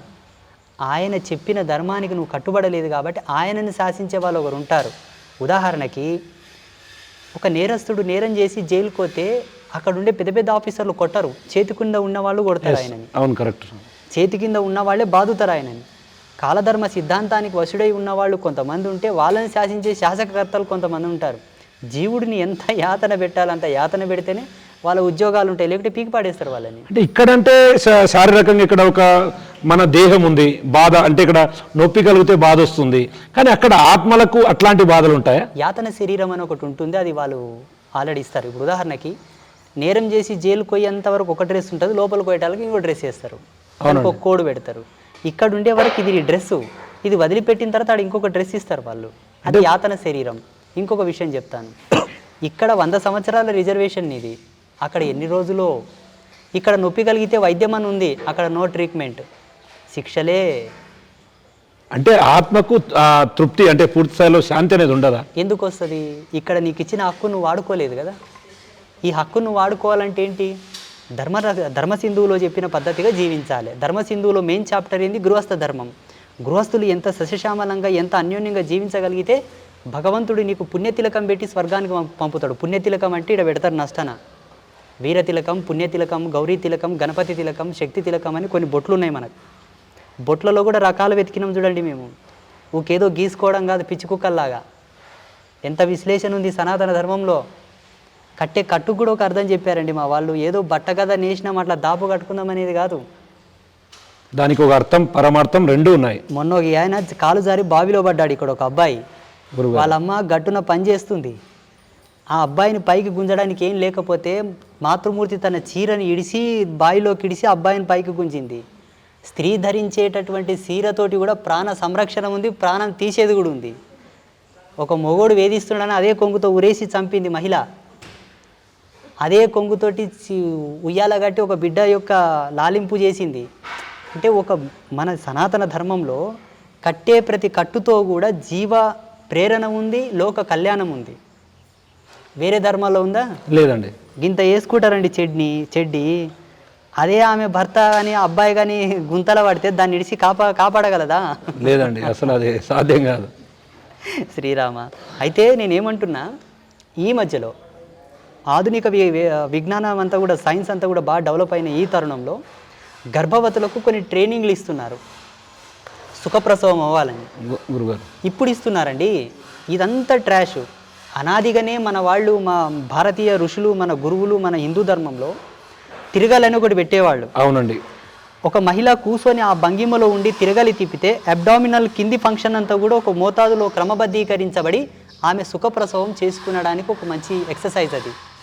అలాగే రోకలితో దంచిన చెస్ట్ ఫంక్షన్ అంతా కూడా ఒక క్రమబద్ధీకరించబడేది. రోకలి చాట జరిగిన, అంట్లు తోమిన, వంగబడి కసు ఊడ్చిన, ముగ్గు పెట్టిన, కూర్చొని రొట్టెలు చేసిన, చపాతీలు చేసిన, వంట వండిన, నిలబడి వంట చేయకూడదు. దానివల్ల బ్లడ్ సర్క్యులేషన్ దెబ్బతింటుంది. బీపీ, షుగర్ లెవెల్స్ అన్నీ కూడా డౌన్ అయిపోతాయి. ఫ్లోరా సిస్టమ్ అంతా కూడా మైనస్ అయిపోతుంది. కూర్చొనే వంట చేయాల. పాకశాస్త్రంలో కూర్చొని వంట చేస్తే ఆ వంటకో రుచి వస్తుందంట. దాంట్లో ఒక ఆరోగ్య సూత్రం ఉంటుందట. నిలబడి వంట చేయరాదు. నిలబడి ఎప్పుడు వంట చేస్తారు తెలుసా? వాస్తవంగా నిలబడి ప్రేతానికి సంబంధించిన కూడు వండుతారు. నిలబడి ప్రేతం కూడది. దేవుళ్ళ వంట కాదు, మనుషుల వంట కాదు. ఏం చేస్తాం? ఇప్పుడు టెక్నాలజీ ఇంత డెవలప్ అయిన తర్వాత ఈ సూత్రాలు ఎందుకు ప్రవేశపెడుతున్నారు? పాతకాలం పాటించమని ఎందుకు చెప్తున్నారు? సైన్స్ డెవలప్ అయిన తర్వాత ఇంకా నాన్ స్టిక్ ప్యానల్స్లతో వచ్చిన తర్వాత ఇంకా ముందుకెళ్ళాలి, కానీ వెనక మట్టి కుండల వరకు ఎందుకు వస్తున్నారు? అవును, ఇప్పుడు మొత్తం కూడా రివర్స్ అవుతూ వస్తుంది. ఎందుకు వస్తున్నారు? అంటే ఈ లక్షల సంవత్సరాల కిందనే మాకు తెలిసి ఇదంతా ఏంటి గురుగారు ఇది ప్రమోట్ చేసినా కూడా మళ్ళీ రివర్స్ రాక తప్పదు ఎందుకులే అని ఆ అడికే ఉండిపోయినాం మంచమున్న కాడికి కాలు చాపుకొని బతికినాం. ఇప్పుడు తిరిగి అదే రిపీట్ అవుతుంది ఏంటి ఇన్ని బ్యాళ్ళు కడిగి పొయ్యి మీద పడేసి ఇంత ఉల్లిపాయ ఇంత పచ్చిమిరపకాయ అంత పసుపు ఉప్పేసినామా అదొక వంట. అనారోగ్యరహితమైనటువంటి వంట, ఆరోగ్యకరమైన వంట. ఇప్పుడేమైంది ఎవరెస్ట్ మసాలా ఏంటి ఇంత స్మెల్ వస్తుంది అన్నారు, వాడి ఇప్పుడు క్యాన్సర్లు వస్తామంటున్నారు. వాస్తవం. ప్రమోట్ చేసేది మీరే, వెనక్కి వచ్చేది మీరే. ఇదేం పిచ్చిమాలోకం. టైంపాస్ కాకపోతే అప్పుడేముండంటే అలా ఉరికి ఇలా వచ్చే బదులు ఈయనే ఉండు, భగవంతుని చేరుకో, ఆధ్యాత్మికంగా క్వాలిఫైడ్ అవుతావు, సంసారంగా క్వాలిఫైడ్ అవుతావు, సమాజంగా క్వాలిఫైడ్ అవుతావు, ముక్తుడవైతావు అనే మాకు ఇన్ని ధర్మాలు పెట్టారు మన దాంట్లో. పెయ్యి బలిసి ఒళ్ళు బలిసి హిందూయిజంలో ఇంతమంది దేవుళ్ళు, ఇన్ని ఆచారాలు, ఇన్ని పండుగలు, వారానికో వ్రతం, నెలకో పండగ, నెలకో జాతర, ఏంది ఇదంతా అని చెప్పేసి ఏదో అట్లా కళ్ళు మూసుకొని కన్నీరు గార్చామా స్వర్గం కోయామంట. అబ్బా ఎంత తెలివిమంతులో. స్వర్గంకి అంత ఈజీగా పోతారా? సతీ సుకన్య, నర్మదాదేవి, సతీ అనసూయ, సతీ సావిత్రి వీళ్ళు స్వర్గానికి సశరీరంతో పోయారు. ఎంత పతివ్రతమా తల్లులు వాళ్ళు, ఎంత సత్యనిరతితో బ్రతికారు, ఎంత ధర్మనిష్టతో బ్రతికారు. వాళ్ళు స్వర్గం కోతారు, మీరంతా పుణ్యాత్ములా స్వర్గం కోనికే. అమ్మో ఒక జీవి చస్తే తప్ప మీ కడుపు నిండేది, మీరు పుణ్యాత్ములు, మీకు ముక్తి వస్తుంది, మీకు మోక్షం వస్తుందా? అంటే స్వర్గానికి వెళ్ళాలన్నా నరకానికి వెళ్ళాలన్నా మనం చేసిన పనుల్లోనే అది క్లియర్గా మాకు పురాణాల్లో ప్రమాణాలు ఉన్నాయండి. స్వర్గంకి ఎవరెవరు పోతారో మాకు మంచి రిఫరెన్సెస్ ఉన్నాయి. ఇప్పుడు వేరే రిలీజియన్లో మనం స్వర్గం కోతాం, మనం ఇక్కడ పోతాం కదా. అయ్యో స్వర్గం అమెరికా కోవాలంటేనే నానా తంటాలు పడాలి, పాస్పోర్ట్ కావాలి. అమెరికా కోవాలంటేనే నానా తంటాలు పడాలి. అంత ఈజీగా మీరు స్వర్గం కోతారా? జనాలను మాయబెట్టి మభ్యపెట్టి వాళ్ళ యొక్క పబ్బం గడుపుకోవడానికి, వాళ్ళ మార్కెటింగ్ పెంచుకోవడానికి, వాళ్ళ బిజినెస్ ఆధ్యాత్మికత కాదు, భగవత్ సాక్షాత్కారం కాదు, భగవంతుని మెప్పు కాదు, భగవంతుని యొక్క సేవ కాదు, భగవంతుని నిరతి కాదు, అది భ్రష్టు. వాస్తవంగా స్వామి అంటుంటారు కదా, స్వర్గాలు నరకాలు అంటే ఈ స్వర్గాలు నరకాలకు వెళ్ళాలంటే ఈ పనులు చేయాలి, స్వర్గాన్ని చూడాలంటే కూడా దానికి ఒక మెట్టు ఉంటుంది, దాన్ని పూర్తి స్థాయిలో చేరుకోవాలంటే ఎన్నో రకాలైనటువంటి పరిస్థితులను, అంటే ఆత్మలకు కూడా స్వర్గానికి వెళ్ళాలంటే ఏం చేస్తే సాధ్యమవుతుందంటారు? ఆయన ఒకవేళ భార్యా పిల్లలతో కూడి ఉన్నవాడై మరణిస్తే తన కొడుకులు ఆయనకు స్వర్గానికి పంపడానికి కొన్ని పుణ్యకర్మలు ఇక్కడ కనుక ఆచరిస్తే ఆయన ఆత్మ పోతుంది. లేదు మా అప్ప ఏమైనా తింటాడా, మా తాత ఏమైనా తింటాడా, పిండం పెడితే మా అవ్వ ఏమైనా తింటాడా అని వెర్రి చేష్టలు చేస్తే ఆ ఆత్మ ఎన్ని యాతనలు పడుతుందో నువ్వు అంత నాశనం కాక తప్పదు. చనిపోయిన తర్వాత మనిషి అంటే మనం ఇప్పుడు చాలా చూస్తుంటాం, పితృదేవతలకు కానీ అన్నం పెడుతుంటారు, కాకులు వచ్చి తింటుంటాయి. అంటే వాస్తవంగా ఆ విషయాల్లో చాలా కాంప్లికేటెడ్ వ్యవహారంగా ఉంటుంది. అంటే కాకి ఆ అన్నాన్ని తీసుకోకపోతే వాళ్ళ ఆత్మకు శాంతి దొరకదని చెప్పి చాలా మంది అంటుంటారు. నిజంగా దీంట్లో వాస్తవికత ఎంత ఉంటుంది? కాకి అనే కాదండి, ఇంతకుముందు నేను చెప్పాను, భూత ప్రాయోపవేశం చేసి అక్కడ పాములు రాకుండా నేను ఆపినట్టునే మాటలు రాని ఏ జీవరాశి వచ్చి ముట్టినా ఆ జీవుడు ముట్టినట్టే లెక్క. మాటలు రాని ఏ జీవరాశి ముట్టినా. కాకినే ఎందుకు ప్రమాణంగా చెప్పారంటే కాకికి కొన్ని ధార్మికమైనటువంటి షరతులు ఉన్నాయి. మనకు ఉండేటటువంటి జీవధర్మ సిద్ధాంతం ప్రకారంగా కాకికి కొన్ని ప్రమాణాలు ఉన్నాయి. ఆ ప్రమాణాలను అనుసరించి కాకి ముట్టాలని ఒక ఏమంటారు దాన్ని, ఒక షరతు. ఉదాహరణకి గేదెకు ఆవుకు సేమ్ సిబ్లింగ్స్ ఉంటాయి, అవునా? కానీ ఆవును పూజించినంత గొప్పగా గేదెను పూజించము. కరెక్ట్ అండి. ఎందుకంటే ఆవుకుండే గొప్పతనాన్ని మన వాళ్ళు దర్శించారు కాబట్టి దానికి ఒక పెద్దపీట ఇచ్చారు. అదేవిధంగా అన్ని జీవరాశుల్లో కాకి ఉండేటటువంటి ప్రామాణికతలను అనుసరించి కాకి ముడితే మంచిది. కానీ ఏ జీవరాశి ముట్టినా ముట్టినట్లే లెక్క. కొంత మంచిది ఏంటంటే కాకి ముడితే మంచిది అంతే, కొంత మంచిది అంతే, స్పెషాలిటీ. ఇప్పుడు గురుగారు మన కుటుంబంలోనే అంటే ఏదో ఒక మనకు సంబంధించిన వ్యక్తులే చనిపోతారు, వాళ్ళ ఆత్మలు శాంతించాయా లేదా అని తెలుసుకోవడంలో కుటుంబ సభ్యులు పడే నరకయాతన చాలా ఉంటుంది వాస్తవంగా. ఎందుకంటే ఆయన కుటుంబం కోసం పడ్డటువంటి ఎంతో శ్రమ కావచ్చు, ఏదో కావచ్చు, అట్లా ఆత్మలు శాంతిస్తాయా నిజంగా? అట్లా ఆత్మకు శాంతి చేకూరాలంటే మనం ఏం చేయాలి? ఏ పితాపితరులు కూడా నా మన్మంగులు కష్టపడాలి, నా కొడుకులు ఏగాలే, రోగాల పాలు కావాలని కోరుకోరు. ఇది కరెక్ట్ అండి. కాకపోతే ఏంటంటే మన జన్మకు మూలమూలు కాబట్టి వాళ్ళు కొన్ని ఆస్తులు సంపాదించి మనకు అనుభవించమని ఇచ్చింటారు కాబట్టి గురుగారు ఆస్తులు సమకూర్చే కోణంలో వాళ్ళు చాలా కష్టపడి ఉంటారు పాపం. గురుగారు సమాజంలో ఎన్ని ఒడిదుడుగులు ఎదుర్కొనింటారో, ఎంత కష్టపడింటారో, ఆ కష్టం యొక్క శేషము దీని మీద ఉంటుంది. ఈ శేషానికి ప్రతికూలమైన సానుకూలమైనటువంటి ధర్మాన్ని ఇవ్వగలిగితే మనకేం జరగదు. ఇవ్వలేకపోతాం కాబట్టి ఆ శేషఫలం మనల్ని బాధిస్తుంది, కానీ ఆ ఉసురు మనల్ని బాధిస్తుంది, కానీ వాళ్ళు ఏం మనల్ని చెడు కోరరు. ఏడ ఉన్నా నా వారసత్వం బాగుండాలనే వాళ్ళు కోరుతారు. వాళ్ళు కాదు మనల్ని యాతన చేసేది. వాళ్ళు చేసేటటువంటి ధర్మానికి ప్రతిధర్మం మనం ఇవ్వలేదు కాబట్టి ఆ ధర్మదేవత మనల్ని కష్టాలు పెడుతుంది. అంటే మీరు అన్నట్లుగానే మీరు చాలా ఇంటర్వ్యూలో కూడా చూశాను, పితృదోష నివారణకు సంబంధించి అంటే పితృదోషం తరతరాలుగా వాళ్ళ వారసులను వెంబడిస్తుంది, అది నిజంగా వాళ్ళని పట్టి పీడిస్తుంది, వాళ్ళకి ఇబ్బందులు పెడుతుంది అంటూ చాలా రకాలైనటువంటి అపోహలు ఉన్నాయి. నిజంగా పితృదోష నివారణకు ఒకవేళ ఉంటే వాటి నివారణకు ఎట్లా ముందుకు వెళ్ళాలి?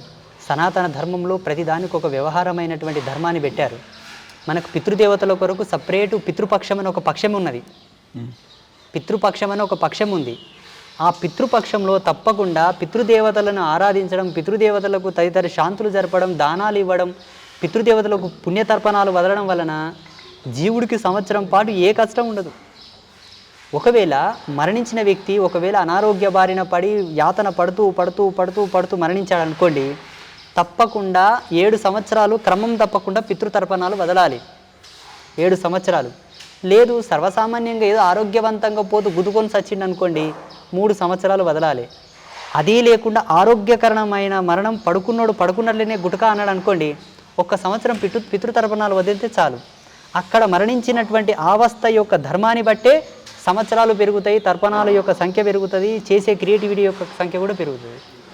అది పండితులను సంప్రదించి, మాబోటి వాళ్ళని సంప్రదించి దాని పద్ధతిగా ఆచరించాలి.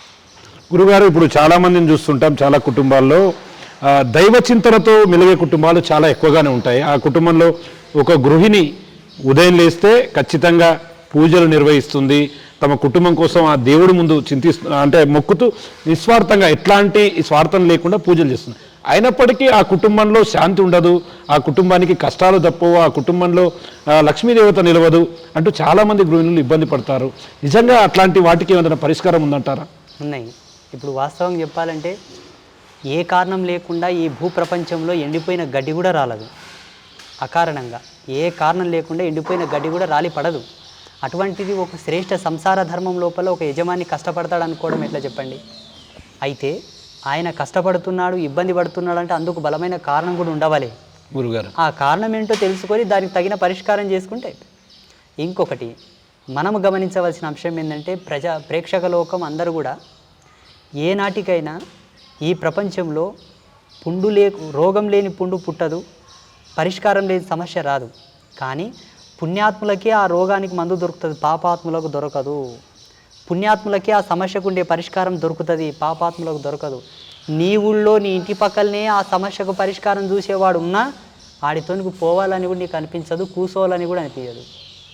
నీకు దగ్గరే ఔషధం ఉన్నా కాలం ఎక్కడనో తిప్పుకొస్తుంది, కానీ మళ్ళీ నీకు ఔషధం కంట కూడా కనబడకుండా మాయ చేస్తుంది.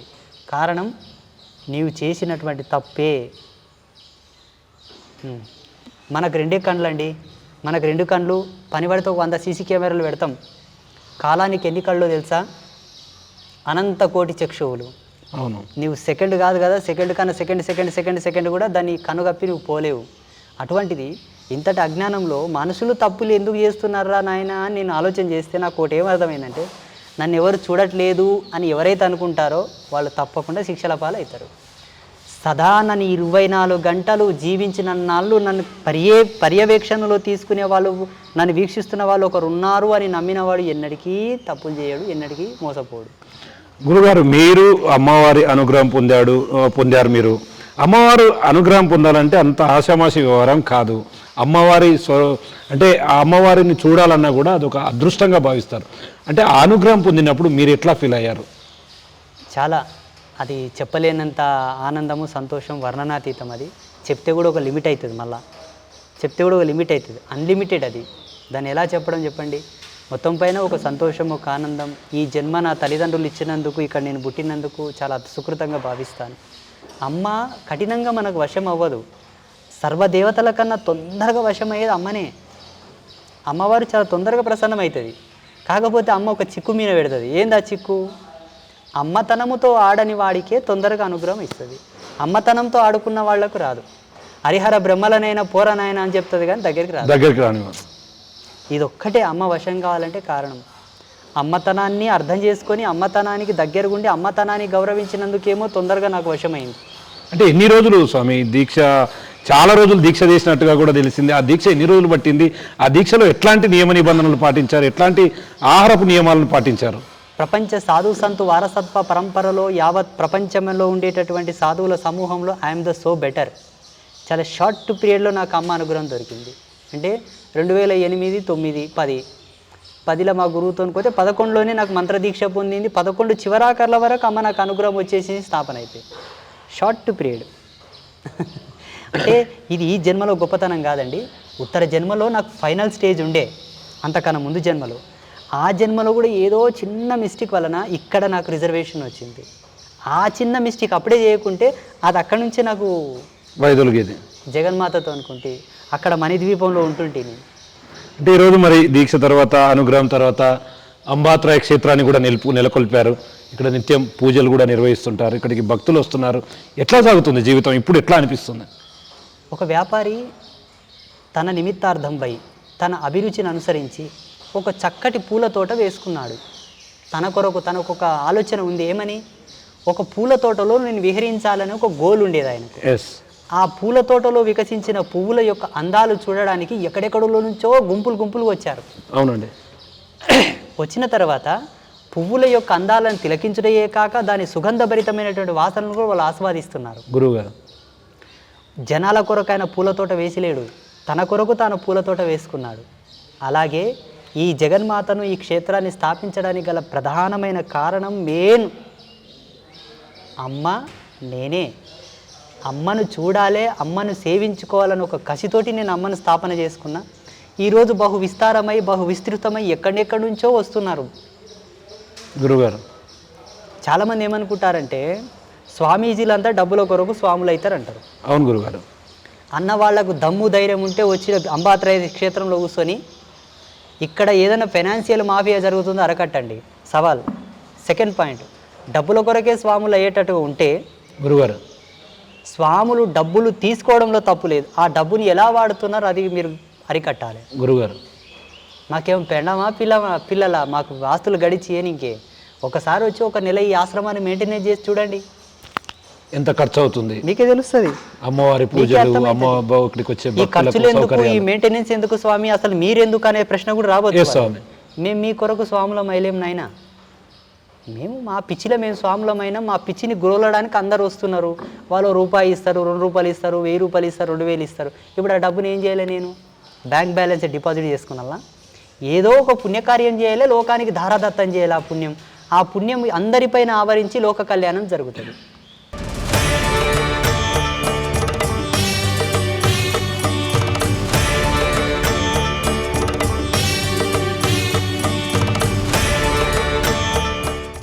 స్వామి, గురుగారు ఒకవైపు సాధువులు, మరోవైపు అఘోరాల గురించి కూడా మీరు చాలా మంచిగా మాట్లాడారు. నేను చాలా చూసిన. వాస్తవంగా అఘోరాలకు నిజంగా అంతటి శక్తులు ఉంటాయా? అఘోర కావాలంటే ఈ అన్ని సంవత్సరాలు పూర్తి స్థాయిలో నిబద్ధతో ఉంటేనే సాధ్యమవుతుందా? అఘోరాల గురించి మీకు తెలిసిన విషయాలేంటి? మనకు శృతం, శ్రౌతం, ధాత్రం అని 3 రకాలు ఉన్నాయి. శృతం, శ్రౌతం, ధాత్రం అని. శృతం, శ్రౌత్రం, ధాత్రం అంటే అర్థం ఏంటో తెలిసిన గురుగారు? మోటుగా చెప్తాను వినండి.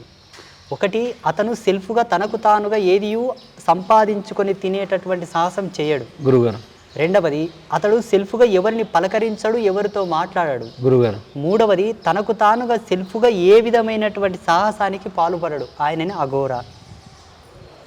అఘోరాలు 100 సంవత్సరాలు బతుకుతారు అన్నటువంటి ఈ విషయాన్ని మనం చూస్తాం. వాళ్ళు హిమాలయ పర్వతాల్లో అతి చల్లని ప్రదేశాల్లో కూడా తేలిగ్గా ఉంటారంటే మనం కొంచెం చలి పెడితేనే మనం తట్టుకోలేము. నిజంగా అది వాళ్ళకి సాధ్యమేనా? ప్రకృతి వాళ్ళకు వశం అయినట్టేనా? హిమాలయస్లో ఉండేది యోగులు, అఘోరాలు ఉండరు. హిమాలయ అంచుల్లో అఘోరాలు ఉంటారు. అసలైన హిమాలయస్లో అఘోరాలు ప్రవేశించలేరు.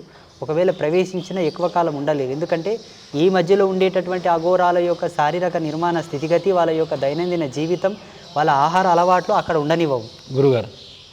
అక్కడ ఉండనివ్వవు. మీరన్న అఘోరాలు ఒకప్పుడు ఉండేవాళ్ళు, ఇప్పటికీ ఉన్నారు. వాళ్ళు జనజీవన స్రవంతిలోకి రారు, ఈ బాహ్య ప్రపంచంలో ఉండరు. వాళ్ళకి మొత్తం శివుడే ఓవరాల్గా చాలా చూస్తుంటారు. అంటే కుంభమేళాలు నిర్వహించినప్పుడు నేను చెప్పాను కదా, శ్రుతం శ్రౌతం ధాత్రం అని 3 లక్షణాలు చెప్పాను కదా. ఈ 3 లక్షణాలు ఎవరిలో ఉన్నాయో వాళ్ళు ఇక్కడ ఉండరు మానవాళి మధ్యలో.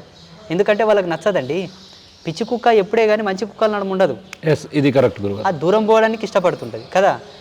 అతీతమైన అవ్యాజమైన వైరాగ్యంలో ఉన్న వాళ్ళే అఘోరాలు. మానవ వాసనలతో, మానవ కోరికలతో, మానవులతో చేష్టలు చేయడానికి ఉండే వాళ్ళు అఘోరాలు గారు. పేరు పెట్టుకుంటారు, ఎందుకంటే మీరు అఘోర అంటే ఒక రకం చూస్తారు కదా. ఎస్ ఎస్, సొసైటీలో అదొక అఘోర అంటే వావ్, అఘోర అంటే అఘోర అఘోర అఘోర. ఆడ ఏం నరికేది లేదు, పొడిచేది లేదు. అవునయ్యా, ఇప్పుడు నేనున్నా అంబాత్రయ క్షేత్ర నిర్మాణం చేసినటువంటి ఒక ఆదిత్య పరాశ్రీ స్వామి గురుగారు కేవలం 7 రోజుల్లో పిట్టలు రాలిపోయినట్ల మానవులు రాలిపోతున్నారు, లోకానికి విపత్తు వచ్చిందని నా తపస్సును అమ్మకు అడ్డం పెడితే గోమాత కళ్యాణం చేయి అంతా బాగా అవుతుందని చెప్పింది. కరోనా టైంలో పుణ్య సంకల్పం చేసి ఆచార్యులతో మాట్లాడి గోమాత కళ్యాణం చేసి లోక కళ్యాణానికి ధారపోస్తున్నాను. వాళ్ళు ఏం చేస్తున్నారయ్యా? రీసెర్చ్ చేయి నువ్వు. ఇప్పుడు సోకాళ్ళు హైదరాబాద్ నగరంలో అఘోరాలు ఉన్నారు కదా, ఏం చేస్తున్నారు? వాళ్ళ వల్ల లోకోద్ధరణ ఏం జరిగింది అడుగు. చెయ్యాలే. ఒక గురువు అన్నాక లోక కళ్యాణ కారకమైనటువంటి ప్రసిద్ధాత్మకమైనటువంటి కైంకర్యములు చేయాలి. ఏం చేస్తున్నారు? అంబాత్రయ క్షేత్రం అనేది ప్రపంచంలోనూ ఒక 8వ వింత, 8th వండర్. మీలాంటి మేధావులు కొంత చదువుకునే వాళ్ళు ఏమంటారంటే స్వామీజీలు అంటే ఉత్త దొంగలు, ట్రాష్, బురిడి బాబాలు అంటారు. మొన్న విశాఖపట్నం ఆంధ్ర యూనివర్సిటీ వాళ్ళు నాకు స్పిరిచువల్ సైంటిస్ట్ అవార్డు ఇచ్చారు. ఆధ్యాత్మిక శాస్త్రవేత్త. ఎందుకు ఇచ్చారో తెలుసా? గురుగారు నా యూట్యూబ్ అంతా వడగట్టారంట వాళ్ళు.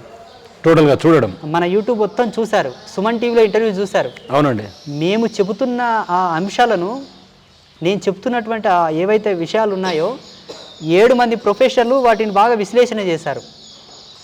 అందరూ డాక్టరేట్ పొందిన వాళ్ళే, వాళ్ళు కూడా పెద్ద పెద్ద అవార్డు గ్రహీతలే. వాళ్ళందరూ సమగ్రంగా నిర్ణయం చేసి ఎస్ ఈయన చెప్తున్న దాంట్లో వాస్తవికత ఉన్నది, ఆధ్యాత్మికతకు విజ్ఞానానికి అనుసంధానమైనటువంటి కనెక్షన్స్ ఉన్నాయని వాళ్ళు గ్రహించి విశ్లేషణ చేసి నాకు ఫోన్ చేశారు. అయ్యా మేము ఇట్లా యూనివర్సిటీ మాట్లాడుతున్నాం, మీకు ఒక అవార్డు ఇవ్వాలనుకుంటున్నాము అని. ఏం అవార్డు? స్పిరిచువల్ సైంటిస్ట్ అవార్డు అన్నారు. నేను షాక్ అయినా. అయ్యో మాలో కూడా శాస్త్రవేత్తలు ఉన్నారా? మేము కూడా సైంటిస్టులమా? మమ్మల్ని కూడా సైంటిస్టులో గుర్తించే ప్రపంచం ఉందా ఇక్కడ? దేవుడు ఇప్పుడు పుణ్యంగానే వచ్చాడు నాయన అనుకున్నాను. నేను అన్నాను, సార్ మేమేం ఆవిష్కరణ చేశామండి మమ్మల్ని శాస్త్రవేత్తలు అంటారండి? ఒక వ్యాక్సిన్ కనిపెట్టామా, ఒక ఫార్ములా కనిపెట్టామా, ఏం చేశాము అండి అని. ఆయన ఏమన్నాడు పెద్ద మనిషి, గురూజీ మీ ప్రతి వీడియో మేము చూసామండి, 7 మంది ప్రొఫెసర్ల సమక్షంలో నిర్ణయం చేశామండి మీకు అవార్డు ఇవ్వాలని, దయచేసి మీరు రావాలి అన్నారు. వెళ్ళాము, మొన్న ఇచ్చారు. నేనేమనుకున్నానో తెలుసా గురుగారు, ఈ హిందూ ధర్మానికి ఇది ఒక పెద్ద పట్టాభిషేకం అనుకున్నాను. మాలో కూడా శాస్త్రవేత్తలను గుర్తించారండి. డాక్టరేట్ టైప్గా ఇప్పుడు నెక్స్ట్ మంత్ డాక్టరేట్ కూడా ఇస్తారంట. ఓకే, ప్రమోట్ చేశారు ఆల్రెడీ. ఓకే, మాలో కూడా శాస్త్రీయతను, శాస్త్రవేత్తలను చూశారని ఒక ఆనందం. అక్కడే డిక్లేర్ చేశాను, ఈ అవార్డు భారతదేశంలో ఉండే సాధు లోకానికి అంకితం. నాకొక్కరికే కాదు, మొత్తం సాధు సంతు మండలానికి అంకితం. అంటే ప్రతి ఒక్క గురువు బాబాలు ఇట్లా వచ్చినప్పుడు ఒక్కో రకమైనటువంటి రూమర్స్ కూడా క్రియేట్ అవుతూ ఉంటాయి. మీరు చాలా సందర్భాల్లో వారాహికి సంబంధించినటువంటి అంశాలను మాట్లాడడం, ప్రభాస్ సినీ స్టార్ ప్రభాస్ గారి గురించి కూడా మాట్లాడారు. నిజంగా దాంట్లో అంటే ఎందుకు వాళ్ళ గురించి ప్రస్తావించారు, వాళ్ళ గురించి చెప్పాలన్న ఆలోచన మీలో ఎందుకు కలిగింది? ఋషి ధర్మం ఏంటంటే వాళ్ళు చెప్పిందే జరుగుతుంది, జరిగేదే వాళ్ళు చెప్తారు. పోనీ జరగాల్సి లేకున్నా కూడా వీళ్ళ మాట కన్నా కాలం కట్టుబడి ఆ పని చేస్తుంది. కానీ ఆ వాక్కు పవర్ అలా ఉంటుంది, టాకింగ్ పవర్. ఎందుకంటే గబ్బు గదురు దినం, పనికిరాని మాట్లాడడం, ఈ వాక్కు భగవంతుని కీర్తించినది కాబట్టి భగవంతునికై కీర్తించబడే ఈ వాక్కుని ఎలా వాడుకోవాలో మనకు ధర్మంలో చెప్పి ఉన్నారు. గురుగారు ధర్మంలో మనకు చెప్పి ఉన్నారు. అదే క్రమబద్ధీకరణ పద్ధతి లోపల మా వాక్కును వాడతాం కాబట్టి గురుగారు మాకు ఆ పవర్స్ ఉంటాయేమో. ఆశీర్వదించే హక్కు, అనుగ్రహించే హక్కు, అన్ని హక్కులు మాకు ఉంటాయేమో అని నేను అనుకుంటాను. ఆ కాలక్రమంలో వాళ్ళు కొంతమంది అడుగుతారు మమ్మల్ని. ఆ కాలక్రమేణా ఆ సందర్భానుసారంగా కొందరు అడుగుతారు మమ్మల్ని, ఏమని, ప్రభాస్ గారు అంటే ఇట్లా, ఇదంటే అట్లా, అదంటే ఇట్లా. సరే అవుతారప్ప, మంచిగా అవుతారని చెప్తాం, అది అయిపోతుంది. అంటే మొత్తంగా ఒక్క విషయాన్ని మాత్రం మనం స్పష్టంగా గమనించవచ్చు. ఇప్పుడున్న ప్రస్తుత సొసైటీలో ఎంతోమంది బాబాలు వస్తున్నారు, ఎంతోమంది ఎన్నో రకాలైనటువంటి ఇబ్బందులు కూడా ఎదుర్కొంటారు. మనం సోషల్ మీడియాలో చాలా చూసాము. మీరు అన్నట్టుగా బాబాలు వస్తున్నారంటే ఆయన ఏదో దురుద్దేశంతో వస్తున్నాడు అనే యాంగిల్లో కూడా వస్తున్నాడు. అంటే ఈ స్థాయికి రావడానికి మీకు అట్లాంటి సమస్యలు ఎక్కడైనా అధిగమించాయా? చాలా ఉన్నాయి. ఇప్పటికి మా బిజ్జారంలోనే దొంగసామి అంటారు. మా బిజ్జారంలో ఎవరైనా దొంగసామి అంటారు. అది వాళ్ళ విఘ్నత. అంటే వాళ్ళకి ఏం అర్థమైపోయిందంటే, ఈ పిల్లగాడు మా కళ్ళు ఎదురుగానే ఉట్టి చిన్న ఉండే, ఇప్పుడే ఇంత పెద్ద గుడి కట్టే పెద్ద పెద్ద కార్లలో తిరుగుతాడు, చాలామంది గొప్ప గొప్ప వాళ్ళు వస్తారు, ఎమ్మెల్యేలు మినిస్టర్లు వస్తారు, ఎన్నో వైభవోపేతమైనటువంటి బ్రహ్మోత్సవాలు చేస్తాడు, ఉత్సవాలు చేస్తాడు. ఇన్ని ఉత్సవాలు చేయనీకి అంతమందికి అన్నం పెట్టనీకి డబ్బు లేదే జరుగుతుందా? కేలు వస్తుంది డబ్బు, ఏదో బురిడి చేస్తున్నాడు, మాయ చేస్తున్నాడు అని వాళ్ళకి అర్థమైపోయింది. అర్థమవుతుందా గురుగారు? వాళ్ళకి అర్థమైపోయింది. సమాజాన్ని రెండు వైపులా ఆలోచన చేసేటటువంటి మేధావులు ఉంటారండి. మనసున్న వాళ్ళు అన్న మాటలు ఏంటంటే, ఇప్పుడు ఇది ఒకవైపు దాన్ని తప్పుగా అర్థం చేసుకుని, మనసున్న వాళ్ళు అనే మాటలు ఏంటంటే, చూడప్ప ఒక ముసలాయన వచ్చిండు నాతోనికి, ఆయన వయసు 75 సంవత్సరాలు, ఆయన ఒక రిటైర్డ్ గవర్నమెంట్ ఎంప్లాయీ. ఆయన ఏమన్నాడంటే, నేను ఎవరు వచ్చినా, ఎందుకు వచ్చినావు, ఏం పని మీద వచ్చినావు అని అడుగుతా. ఆయన ఏమనంటే, నిన్ను చూతామని వచ్చినానప్ప, ఏం లేదా అన్నాడు. నన్నేం చూస్తావు, బొక్కి శరీరము, ఆడ అమ్మని చూడిపో దగ్గ దగ్గ దగ్గ మెరిసిపోతుంది అన్న. వద్దు వద్దు, నిన్ను చూస్తే చాలా అన్నాడు. ఎందుకు? అమ్మని చేసింది నీవే కదా, నీ కళలే అక్కడ వచ్చినాయి కదా, నీ ఐడియాలజీ అక్కడ ఇన్పుట్ అయింది కదా, నీ దర్శనం ఆడ వ్యక్తమైంది కదా, నిన్ను చూస్తే అమ్మని చూసినట్లే అని అన్నాడు. నేను ఫిదా అయిపోయినా. నా గొప్పతనం అని కాదు, అంత ఆలోచన చేసిండు ఆయన, ఎందుకంటే పెద్ద వయసు. ఇంకొకటి ఏమన్నాడంటే, చూడు బిడ్డ, 75 సంవత్సరాల నా జీవిత ప్రయాణంలో మాదిగోళ్ళన్నా, దళితులన్నా, బడుగు బలహీన వర్గాల వాళ్ళన్నా ఒక విధమైన హేయమైన భావన ఉంది. హేయమైన భావన. పెయ్యంత బురద పూసుకున్న పందికన్నా ఇంత ఉండే కానీ వాళ్ళ మీద ఇది ఉంది నాన్న. నీవు చెప్పే ప్రతి మాట, నువ్వు చెప్పే ప్రతి విశ్లేషణ నా హృదయాన్ని ద్రవింపజేసింది. బస్ ఎక్కనికి కూడా చేత కదా కానీ నేను చూతామని వచ్చిన అని చెప్పి కాళ్ళు మొక్కి కన్నీరు గారిచిండు ఆయన. అంటే మొత్తంగా కమ్యూనిటీ పరంగా మీరు ఎదుర్కొన్నటువంటి ఆయన ఎవరు తెలుసా గురుగారు? బ్రాహ్మణ్. ఆయన బ్రాహ్మణ్. ఆయన బ్రాహ్మణ్. కాకపోతే ఏంటంటే, నేనేమనుకుంటా అంటే, నేను సమాజంలో ఈ అస్పృశ్యత పైన, ఈ ఎస్సీ ఎస్టీ కమ్యూనిటీ పైన పోరాడికి నేను రాలే. ధర్మం ధర్మమే, అధర్మం ఎన్నటికి కాదు. సత్యం సత్యమే, అసత్యం కాదు. వేదం సర్వమానవాళికి ప్రమాణం అని చెప్పడానికి నేను వచ్చానని నేను అనుకుంటాను. దానికి అనుగుణంగానే శ్రీమాన్ రంగరాజన్ గారు నన్ను భుజాల మీద ఎత్తుకోవడం, ఆ మునివాహన సేవ జరగడం. అంటే ఇప్పటికీ రంగరాజన్ గారు గురుగారు వాళ్ళు అంటే ఇప్పుడు ఈ మధ్యలో మీరు కలవడం కానీ మాట్లాడుకోవడం కానీ జరుగుతుందా? అట్లా మాట్లాడుతున్నప్పుడు ఏం మాట్లాడుతున్నారు? చాలా విషయాలండి. ఏదన్నా నేను వీడియోలో ఏదైనా తప్పు మాట్లాడినా వారు నాకు ఫోన్ చేస్తారు, చెప్తారు. వారి మార్గ నిర్దేశకత్వం ఎప్పుడూ ఉంటుంది. నాకు ఎన్నో విషయాలు షేర్ చేసుకుంటాం సామాజికంగా. ఎక్కడన్నా ఏదైనా ఒక యూనివర్సిటీలో గ్రంథాల మీద అల్లర్లు జరిగినాయంటే వారు నాకు ఫోన్ చేస్తారు. గురుగారు మీరు ఇట్లా మాట్లాడాలండి, మీరు ఇట్లా చెప్పాలంటారు. ఎన్నో విషయాల్లో వారి యొక్క సలహాలు నేను చాలా తీసుకుంటాను. ఇప్పటికీ నాకు వారు ఆదర్శమైనటువంటి గురువుగానే భావిస్తాను నేను.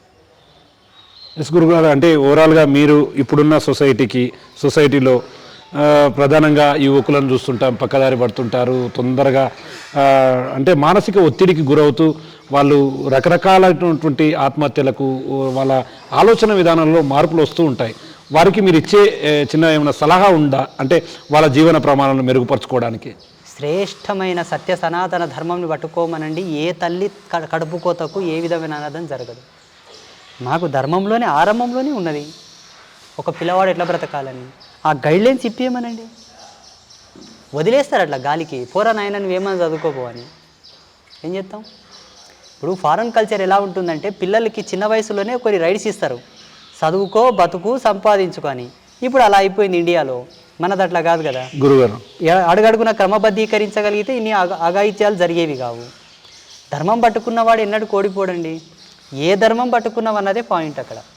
ఇప్పుడు స్త్రీశక్తి బలమైందంటారు, కానీ వాస్తవంగా స్త్రీశక్తి కంటే అంటే ఎక్కువగా సాధువులు కానీ బాబాలు కానీ గురువులను కానీ చూస్తే ఎక్కువగా పురుషులే ఉంటారు, స్త్రీలు మాత్రం వెనుకబడి ఉన్నారు. అంటే వాళ్ళు ఇట్లాంటివి చెప్పకూడదని ఏమైనా రూల్స్ ఉంటాయా?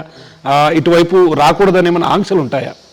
వాళ్ళకి అవగాహన లేకపోవడం. రెండవది ఏంటంటే, వాళ్ళకు కొన్ని భయాలు నెలకొల్పారు, వాళ్ళ మీద, స్త్రీల మీద కొన్ని ఆంక్షలు పెట్టి కొన్ని భయాలు నెలకొల్పారు. కాబట్టి వాళ్ళని వాళ్ళు తక్కువ చేసుకోవడం వల్లనే బయటికి రాలేకపోతున్నారు. కానీ ఒక ప్రమాణమైనటువంటి విషయం చెప్తాను మీ స్టూడియో మాధ్యమంగా. గురుగారు, ఈ ప్రపంచంలో ఏ సాధకుడికైనా, ఏ సిద్ధుడికైనా, ఏ తాపసికైనా, ఏ సన్యాసికైనా పరిపూర్ణమైనటువంటి దివ్యధర్మ పట్టాభిషేకం జరగాలంటే స్త్రీ యొక్క బిందు కళలతోనే అవుతాయి. అది శివుడైన ఇవ్వగలడు, విష్ణువైన ఇవ్వగలడు. వీళ్ళకు తెలుసు, భగవంతునికి తెలుసు. స్త్రీ యొక్క అనుగ్రహం లేకుండా, స్త్రీ యొక్క కృప లేకుండా ఈ జగతిలో ఏ శక్తి ఏ కార్యం చేయలేదు. ఒక స్త్రీ గనక తపస్సు చేస్తే జల్దీ ఫలిస్తుంది. ఒక స్త్రీ గనక పూజలు చేసినా, వ్రతాలు చేసినా జల్దీ ఫలిస్తాయి. పురుషుడికి అంత తొందరగా ఫలించవు. కానీ రివర్స్ చెప్తారు శాస్త్రంలో, పురుషుడికి జల్దీ అయితే ఆడవాళ్ళకి జల్దీ కావంటారు, కానీ ఇది అసత్యం. స్త్రీ చేసేటటువంటి యోగ తపస్సుకు జల్దీ రిజర్వేషన్ వస్తుంది భగవంతుడి నుంచి. అట్లా ఎంతోమంది అవధూతలు, యోగినులు, ఎంతోమంది మాతాజీలు ఉద్భవించారు సమాజంలో. చాలా గొప్పగా రాణించారు వాళ్ళు. గురుగారు, ప్రస్తుతం వస్తున్నటువంటి ప్రస్తుతం అంటే ఈ బాబాల మీద, గురువుల మీద, వీళ్ళ మీద కొంత కామెంట్స్ అనేటివి కూడా మీరు అన్నట్లు సేమ్ ఇదే లింక్ కూడా మళ్ళీ టెలికాస్ట్ అవుతుంది. దాని కింద కూడా చాలామంది చాలా రకాలైనటువంటి పోస్టులు ఇస్తారు. అటువంటి పోస్టులో మిమ్మల్ని ఎక్కడైనా బాధింపపెట్టే పోస్టులు మీకు అనిపించాయా? రోజు వస్తాయి. ఇప్పుడు నిన్న ఒక వీడియో చేస్తారు ఒకరు, అనంత్ మీడియా వాళ్ళు, ఇంకోటి వాస్తు సంధ్య ఛానల్ వాళ్ళు. దాని కింద ఒక కామెంట్ వచ్చిందట, మా డ్రైవర్ చూపించారు. ఆయన పేరు లింగస్వామి ఏదో ఉందంట, వినండి. ఆయన ఏమన్నాడంటే ఒక కామెంట్ పెట్టాడంట, ఈయన ఒక బురుడి బాబా, దొంగ బాబా ఒకటి గురుగారు, అతనే మళ్ళీ కింద ఒకటి, ఈయన ఒక రసికుడు, ఈయన ఒక ఏమంటారు దాన్ని, గే ఈయన ఒక గే అని కామెంట్ పెట్టిండు గురుగారు. ప్రపంచంలో పరమాత్మ ఆడనా మగనా నపుంసకుడా చెప్పమని సిద్ధాంతులని. భగవత్ తత్వం స్త్రీయా పురుషమా నపుంసక చెప్పమని. భగవంతునికే లింగభేదం లేదయ్యా. వ్యావహారికంగా ఉపాధి యోగంతో కాడది మొగోడు కలిస్తే ఒక జీవం పుడుతుంది కాబట్టి ఇవన్నీ ఆట బొమ్మలు. ఆత్మకేం లింగభేదం కడతావు? నా అలంకరణని, నా వేషధారణని చూసి ఒకవేళ నాకు ఆ బిరుదుని ఇవ్వచ్చేమో.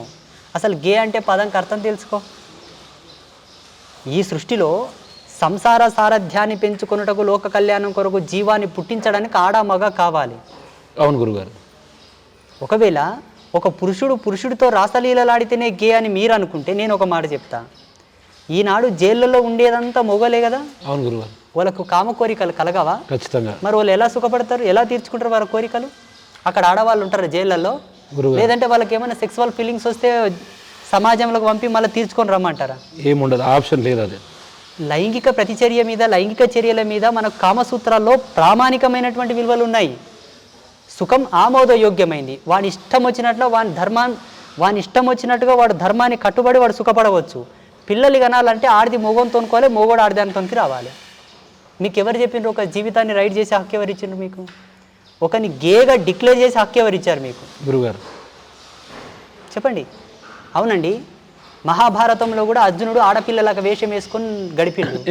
ఆయన పొద్దు తక్కయింది, ఆయనకు శాపం ఉంది, అజ్ఞాతంలో బ్రతకాలే, సంవత్సరం కాలం ఆడపిల్లలాగా బతికిండు. అంత మాత్రం ఆడంగితనం వచ్చినట్ట కాదు. మా పొద్దు తక్కై మా ఈ వేషం వేసుకుందాం అనుకుందాం, అంత మాత్రం మీరేట డిక్లేర్ చేస్తారు?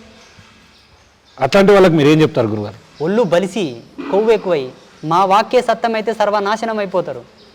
మా వాక్కు సత్యమైతే నిజంగా జగన్మాత మా యందుంటే అలా కామెంట్ పెట్టిన ప్రతి ఒక్కడు మీ వంశంలో కూడా అందరు గేలై పుడతారు. అందరూ చూస్తున్నాం స్వామి. ఈ విషయం నన్ను బాధించి నేను చెప్పట్లా గురుగారు. అవును, నాకు అర్థమవుతుంది. నా మనసు బాధించి నేను చెప్పట్లా. నేను ఈ విషయం ఎందుకు అంటున్నానంటే, మా ఆశ్రమ ధర్మాన్ని కట్టుబడి నేను వస్త్రధారణ చేస్తాను. జగన్మాత యొక్క కళానుగుణ శక్తిని నాలో ప్రవేశింపజేసుకున్నాను కాబట్టి నా ఆహార్యం అలా ఉండవచ్చును. అవును గురుగారు. అది నా కర్మ అనుకో, నా విఘ్నత అనుకో, ఆ భగవతి నా యందు ఉండే ప్రసన్నత అనుకో, శాపం అనుకో, అది నాకు సంబంధించింది, వ్యక్తిగత. నీకేం నొప్పి? అవును గురుగారు. నీకేం నొప్పి? నీకు బాధ ఏంటి? నా వల్ల నువ్వేమైనా బాధితుడు అయితే వచ్చి మాట్లాడు. అది శారీరకంగా, మానసికంగా. అంతే. ఇప్పుడు నువ్వు కామెంట్ పెడతావయ్యా, కామెంట్ పెట్టిన తర్వాత ఒక సద్భక్తుడు ఆ కామెంట్ చూస్తాడు. ఆయనకు డౌట్ ఏమొస్తుందంటే, నిజంగా మా స్వామీజీ అటువంటి వాడేనా, అట్లా ఏమైనా చేసిండా? వాని భక్తి కూడా ముందలుకోదు, కంపగాల. వాడు భక్తి చేయనికి కూడా వెనకడుగు ఎడతాడు. పోనీ వీళ్ళకన్నంత అవగాహన ఉందంటవా? అది లేదు. అప్పుడు ఏం చేయాలి? ఆయన బాయిలబడ్డ కప్పలాగా కావాలి. నువ్వు అంత సెల్ఫ్గా డిక్లేర్ చేసేవి. అసలు గే అనే పదానికి ఆయనకు అర్థం తెలుసా? గే అంటే ఎవరు చెప్పమని చూస్తా? అంగ పరిణామం వెల్లుల్లిపాయంత ఉన్న వాళ్ళని గే అనాలి. పురుషాంగం వెల్లుల్లిపాయంత ఎవరికి ఉంటుందో వాళ్ళని గేస్ అనాలి. ఓన్ వచ్చి కొలత చేసుకోమన్నని రమ్మన్ కొంతమంది పురుషులకు అంగం ఉంటుంది కానీ స్తంభించదు, కొంతమంది పురుషులకు అంగం ఉంటుంది కానీ వీర్యం పడదు, మూత్రం పోయినకనే పనికొస్తుంది. కొంతమంది పురుషులకు అంగం స్తంభిస్తుంది, వీర్యం పడుతుంది కానీ సెక్సువల్ ఫీలింగ్స్ లేకుంటాయి, మొగోడే కానీ ఆ ఫీలింగ్స్ లేకుంటాయి. కారణం పూర్వజన్మలో వాళ్ళు చేసిన పాపం, ఆ శాపం. అలా ఆ యొక్క అంగగుళిక సామర్థ్యాన్ని అనుసరించి వాడు గేనా, హిజ్రానా, నపుంసకుడా, కొజ్జానా డిక్లేర్ చేయాలి. అందరిని ఒకే తాటి మీద తీసుకురారు.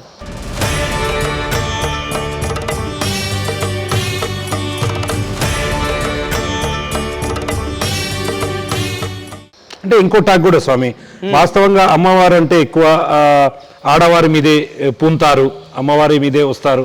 కానీ గురువు గారికి అమ్మవారు అనుగ్రహం పొందడం ఎట్లా సాధ్యమైంది అంటూ కూడా అడుగుతుంటారు. జగద్గురు శంకరాచార్య పీఠ పరంపరలో ఉండే వాళ్ళంతా కూడా శారదాదేవి ఉపాసననే చేస్తారు. నేను గొప్పగా చేయట్లా. భగవంతుడు ఆడవాళ్ళకే వస్తాడు, మొగలోకి వస్తాడని డిక్లేర్ లేదాడ. ఎవరెవరి భావన, ఎవరెవరి ఫ్రీడమ్, ఎవరెవరి ఇష్టం అది. నాకు అమ్మవారిని ఉపాసించాలని కోరిక పుట్టింది, ఉపాసించాను. ఆ అమ్మవారి ఉపాసన కేంద్రకంలో ముగ్గురమ్మల ఆరాధన చేయాలని బుద్ధి పుట్టింది, ముగ్గురమ్మలను ఆరాధిస్తున్నాను. త్రిమాతల యొక్క సంయుక్త శక్తి లలిత సూక్ష్మ రూపంలో ఉపాసించబడితే ఆవిష్కర్తగా సాకారమూర్తిగా ముగ్గురమ్మలు ఇక్కడ ఉన్నారు. ఇది ఒక పెద్ద విద్వత్తు, ఇది పెద్ద విద్వాంస విద్వత్తు. ఇది దీన్ని విశదీకరించడానికే సామాన్యమైనటువంటి మానవులకు చేత కాదు. అర్థమవుతుందా? అర్థమవుతుంది. అది ఇంకొకటి మెయిన్ ఇంపార్టెంట్ విషయం చెప్తున్నానంటే, వేషం చూసి లెక్కలు కట్టకండి. మనిషిని వేషం చూసి లెక్కలు కడితిరా కళ్ళుండిపోయి గుంతలు పడ్డట్లనే మీరు. నన్నే కాదు ఎవరినైనా ఈ అపోహ ఎవరి లోపల ఉండొద్దు. అంటే చాలామంది ఈ కుటుంబాలకు సంబంధించిన వాళ్ళు, నేను ఏ జన్మలో ఏ పాపం చేసుకున్నాను, ఏ జన్మలో ఏం చేస్తే ఈరోజు ఇది అనుభవిస్తున్నాను అంటారు. ఒకవేళ నిజంగా పోయిన జన్మలో అట్లాంటివి చేసుకున్న వాళ్ళైతే ఈ జన్మలో అవి పోవాలంటే అసలు ఏం చేస్తే సాధ్యమవుతుంది? ఒకటేనండి, పుట్టినప్పటి నుంచి ప్రతి ఒక్కరూ గురువులను పట్టుకోవాలి తప్పకుండా. గురువు అంటే ఈ సంసార సారథ్యాన్ని, ఈ సంసార సాగరాన్ని దాటించేటటువంటి గొప్ప దైవం. గురువే ప్రధానం మనకు. మన ధర్మశాస్త్రాల ప్రకారంగా సద్గురువుని గనక ఆశ్రయించి ఆయన చరణాల విందంలో యొక్క సేవ చేసుకుంటూ కనుక నడిస్తే ఈ సంసారం సునాయాసం అండి, నీళ్లు తాగినంత ఈజీ. సెల్ఫ్గా బతుకుతారు, ఇండిపెండెంట్గా. మార్కెట్లో చీపుగా బీఫ్ దొరుకుతుందని తెచ్చుకొని పీక తింటారు, ఎలకలు పడతారు, డవకంలో పడతారు. గురువుతో అనుకోత అది ఏడు కదా, మందలిస్తారు, తినకు, తాగకు, మంచిగా బతుకు, అట్లా చెయ్యి, ఇట్లా చెయ్యి. ఎప్పటికెప్పుడు ఎద్దుల నాలిచ్చినట్లు అలిస్తాడు కాబట్టి వాడు ఆటోమేటిక్గా బాగా అవుతాడు. ఫ్రీనెస్ ఎక్కువ కోరుకుంటారు సొసైటీలో. అందుకే కదా ఈ పాషాండ మతాలు ఎక్కువ పెరుగుతున్నాయి. ఒక అతను నాకు ప్రశ్న వేసిండు, హిందూ ధర్మం ప్రపంచంలో ఎందుకు వ్యాప్తి చెందలేకపోయింది అంట. వేరే మతాలు ఎందుకు స్ప్రెడ్ అవుతున్నాయి, జనసంఖ్య ఎక్కువ ఎందుకు పెరుగుతున్నదంటే అక్కడ స్వేచ్ఛ ఉంది. ఎవడే కానీ ఫ్రీగా ఉండడానికి ఇష్టపడతాడు, తిని తాగానికి ఇష్టపడతాడు, హ్యాపీగా ఉండడానికి ఇష్టపడతాడు. కాబట్టి అవి ఎక్కువ పెరిగిపోతున్నాయి. మాది పరమ పవిత్రమైనటువంటి పతివ్రత ధర్మం. మాది పతివ్రత ఎప్పటికెప్పుడు జాగరూకతతోనే ఉంటుంది, పద్ధతితోనే ఉంటుంది. దాపుకొని బతుకుతుంది, తెరుసుకొని బతకదు. అందుకే ఈ ధర్మం అమృతంలాగా ఇంతే ఉంది, విషంలాగా ఇంతలా, గంగిగోపాల్లాగా మా ధర్మం. గురుగారు అంటే మొత్తం మీద అమ్మవారి అనుగ్రహం పొందారు, ఇక్కడికి వచ్చారు. ఇక్కడ అమ్మవారి అనుగ్రహం పొందానంటావా అని అంటే ఏం చెప్తారు గురుగారు? నేనేమో మీరు పొందారని నేను అనుకుంటున్నాను. నువ్వు చెప్పు, పొందానా లేదా? పొందారు స్వామి, నేను అనుకుంటున్నాను పొందారని అనుకుంటున్నాను. లేకుంటే ఇక్కడికి వచ్చి ఎటువంటి లాభాపేక్ష లేకుండా ఇట్లాంటి ఒక ఆశ్రమాన్ని నెలకొల్పి వాళ్ళు వస్తున్నారు, మీకు చేతనైనంత బోధన వాళ్ళకు మీరు చేస్తున్నారు. లాస్ట్ ఒక మాట చెప్తాను, మాట కడ్డొచ్చినందుకు ఏమనుకోకండి. లేదండి. సమాజంలో వీళ్ళకైనా కొన్ని విషయాలు తెలియకపోవచ్చు. బిడ్డలు పుట్టి కూడా లాలిత్వం చూడలేని తల్లి కాదు, గొడ్రాలే. పిల్లలు పుట్టి కూడా చనిపోతున్నారంటే లాలిత్వం చూడకుండా, ఆమె మలమూత్రాలతో పక్క తడుపుకోకుండా, పాలియకుండా ప్రేమ లాలింపు చూడని తల్లి కాదు. శాస్త్రం చెప్పిన మాట. ఆమె గొడ్రాలే. మొగతనం ఉండి కూడా సంతానం ఇయ్యలేని వాడందరూ నపుంసకులే. శాస్త్రం చెప్పిన మాట. ఏదో ఆడవాళ్ళగా రాసలాడినరు, మొగోళ్ళతో రాసలాడిన అంత మాత్రాన నపుంసకుడు గే అంటే ధర్మం కాదు. విహారము, ఆనందము వ్యక్తిగతం. అది వ్యక్తిగతం అండి. నీకు ఇష్టం వచ్చినట్లు నువ్వు సుఖపడుతుంటావు, నీ ఇష్టం వచ్చినట్లు నువ్వు ఉంటుంటావు. దానివల్ల అవతలి వాడు ఇబ్బంది పడితే అది రైడ్ అవుతుంది, ఆంక్ష అవుతుంది. మీకు డిక్లేర్ చేసే హక్కు లేదు. అసలు పురుషుడు ఎవడయ్యా అంటే నేను చెప్తాను, బాగా గుర్తుపెట్టుకోండి. తన గర్భమునందు సంతానము పుట్టగలగాలి, పుట్టిన సంతానము కూడా స్త్రీ జన్మ పురుష జన్మ రెండు తీసుకోగవాలి, ఇవ్వగలగాలి. ఇచ్చిన తర్వాత కూడా ఆ పిల్లల కడుపులో పిల్లల్ని చూడాలి. ఆయన పరిపూర్ణమైన పురుషమూర్తి, మొగోడు. అలాగే స్త్రీతత్వ ధర్మాలు కూడా మనకు ఉన్నాయి. పరిపూర్ణమైన సువాసిని ఎవరయ్యా అంటే కూడా కొన్ని రిఫరెన్సెస్ ఉన్నాయి. ఒక ముఖం చూసి డిక్లేర్ చేస్తే ఎట్లా మీరు? అంటే మిగతా వాళ్ళంతా మొగోలు కాదా స్వామి అంటే అందరూ మొగోళ్ళే.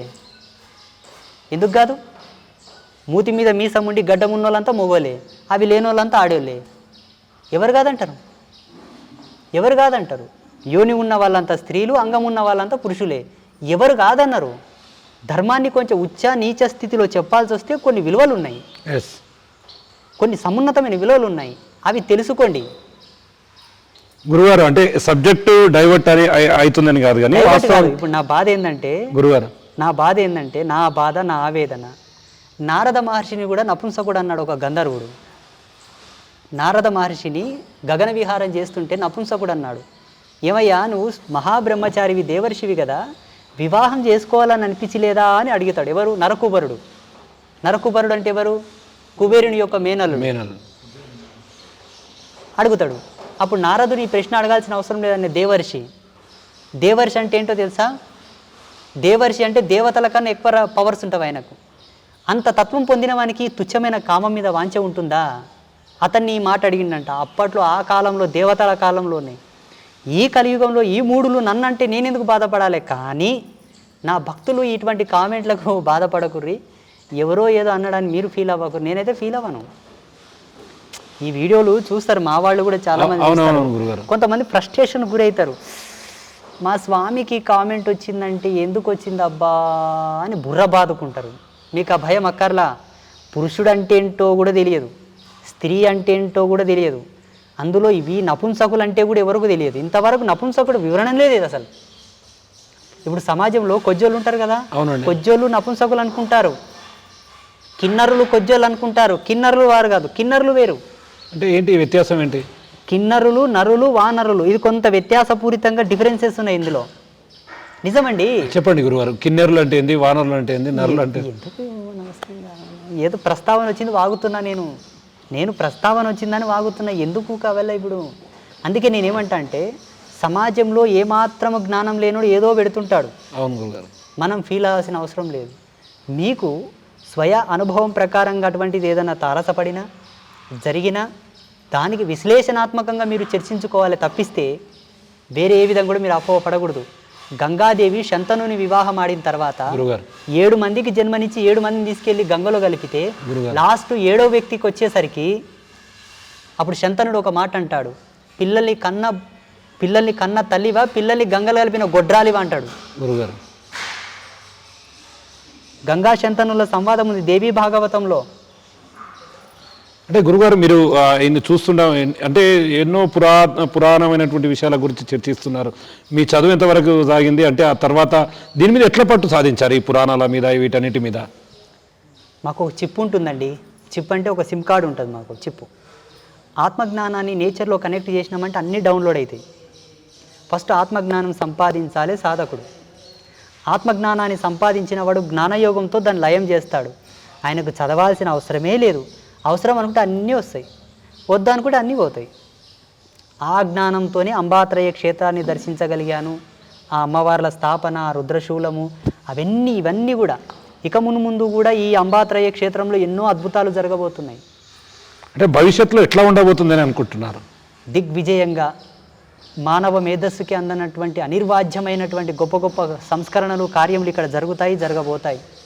గురువారు మధ్యలో అడుగుదాం అనుకున్నాను ఒక క్వశ్చన్, ఇప్పుడు లేట్గా ఐడియాకి వచ్చింది. వాస్తవంగా మీరు ఇక్కడ ఉంటున్నారు, అమ్మవారికి పూజలు కూడా చేస్తున్నారు. చాలామంది ఈ కాలంలో నమ్మకాలు, మూఢనమ్మకాలు అనేది చాలా బలంగా నాటుకుపోయినటువంటి వ్యవస్థ. ఎప్పుడైనా ఎవరైనా మీ దగ్గరికి మాపై చేతబడి జరిగింది, మాపై ప్రేతాత్మలను ప్రయోగించారు, మాకు ఇబ్బందులు కలుగుతున్నాయి అంటూ మీ దగ్గరకు వచ్చిన వారికి మీరు ఎట్లా పరిష్కారం చూపించారు? మాకుండేటటువంటి తపశక్తి మాకు ప్రధానమైంది, మా మంత్రబలమే.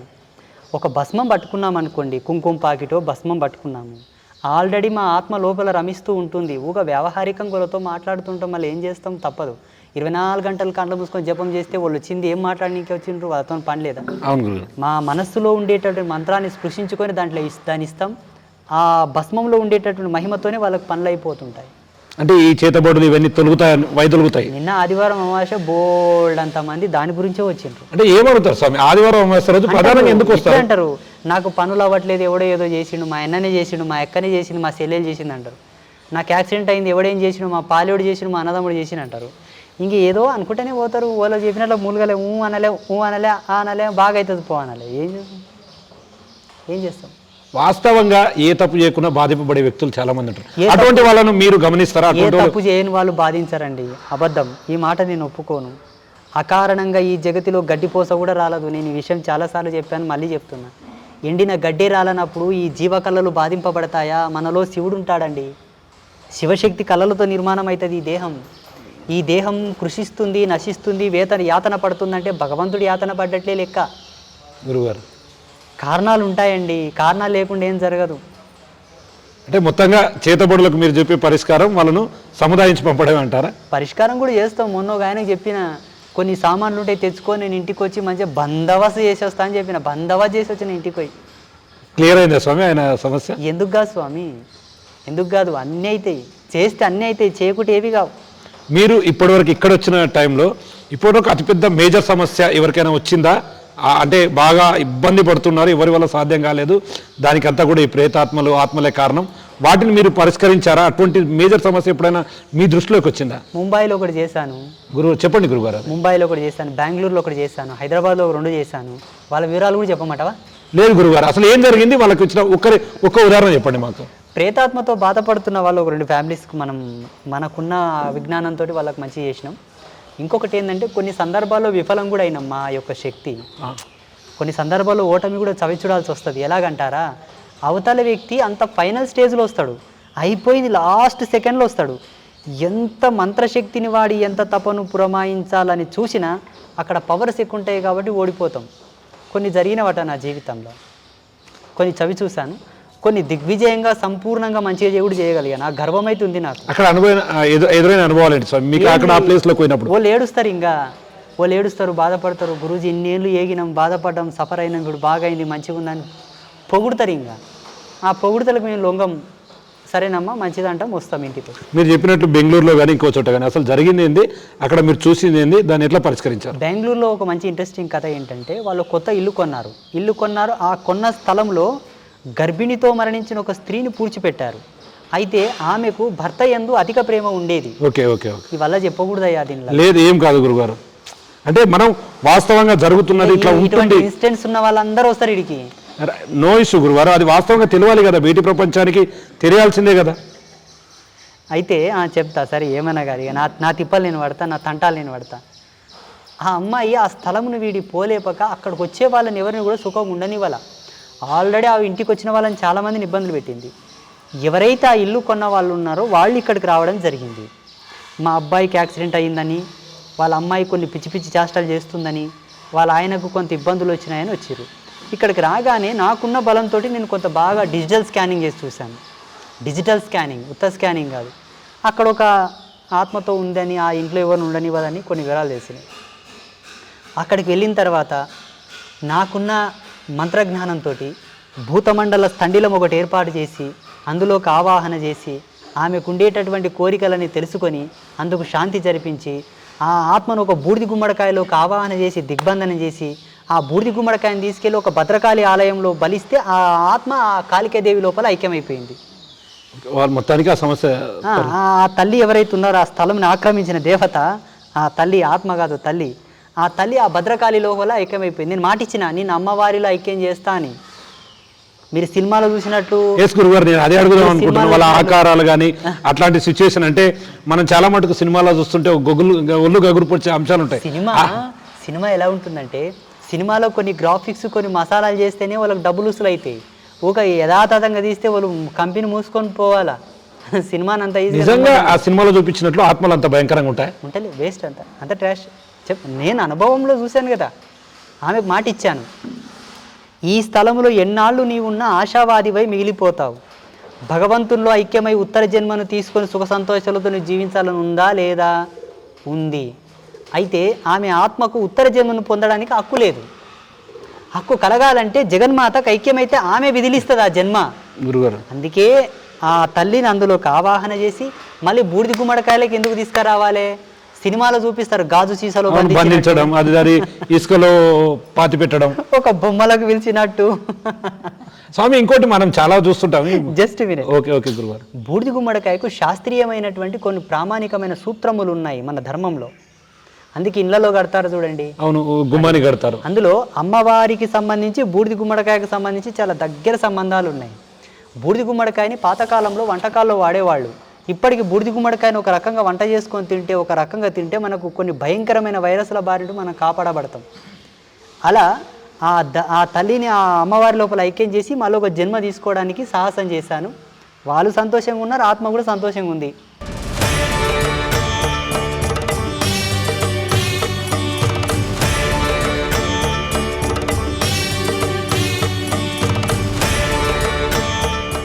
అంటే ఇంకోటి మనం కొంచెం కొన్ని సినిమాల్లో చూసాం, చాలా డిఫరెంట్గా ఉంటుంది.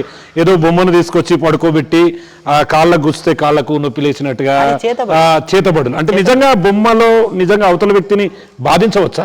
ఉంచవచ్చు. ఎట్లా సాధ్యమవుతుంది? లక్షణంగా పుష్టిగా బాధించవచ్చు, మంచిగా బాధించవచ్చు, ఎక్సలెంట్గా బాధించవచ్చు. ఎట్లా స్వామి, ఎట్లా అంటే ఎట్లా పాసిబుల్ అవుతుంది అది? ఎలాగంటే ఇక్కడ మనకు ఉండేటటువంటి మెయిన్ రిఫరెన్సెస్ ఏంటంటే అక్కడ ఉండేటటువంటి జీవుడి యొక్క అవశేషాలు ఇందులో కలిస్తే ఆయన యొక్క సంకేతాలు ఇక్కడ యాడ్ అయినట్లు లెక్క. అంటే ఇప్పుడు మనం వింటుంటాం ఏదో మట్టి తీసుకెళ్తారు, మట్టి తీసుకోవడం వల్ల కొన్ని ప్రయోగాలు జరుగుతాయి, అన్ని పెద్ద పెద్ద ప్రయోగాలు జరగవు. ఒక వ్యక్తిని శారీరకంగా మానసికంగా ప్రాణం పోయేటంత బాధించబడాలి, హింసించబడాలంటే ఇవన్నీ చెప్పకూడదండి గురుగారు. కంక్లూజన్లో ఉంది ఓవరాల్గా మీరు. సరే సరే, ఆమె బ్లడ్ శాంపిల్ కానీ, గోర్లు కానీ, వెంట్రుకలు కానీ, వీటిలో DNA ఫార్మింగ్ ఉంటుంది కాబట్టి జీవ అవశేషమునకు సంబంధించినటువంటి లక్షణాలు ఉంటాయి, జీవ కళలకు సంబంధించినటువంటి సంపుటీకరణ ఉంటుంది కాబట్టి వాటి చేత మంచి చేయొచ్చు, చెడు చేయొచ్చు. స్వస్తి, ఇంక ఇది బంద్ చేద్దాం, ఈ చేతబడులు ఇవల్ల బంద్ చేద్దాం. ఓకే గురుగారు, జనాలు పిచ్చెక్కిపోతారు ఇంకా. అబ్బో, అంటే మీ దగ్గరికి యాక్చువల్గా వాస్తవంగా ఇటువంటివన్నీ తెలుసుకుంటే కూడా చాలా మంది వచ్చే అవకాశాలు ఉంటాయి, కానీ అది రావద్దని మీరు కోరుకుంటున్నారు.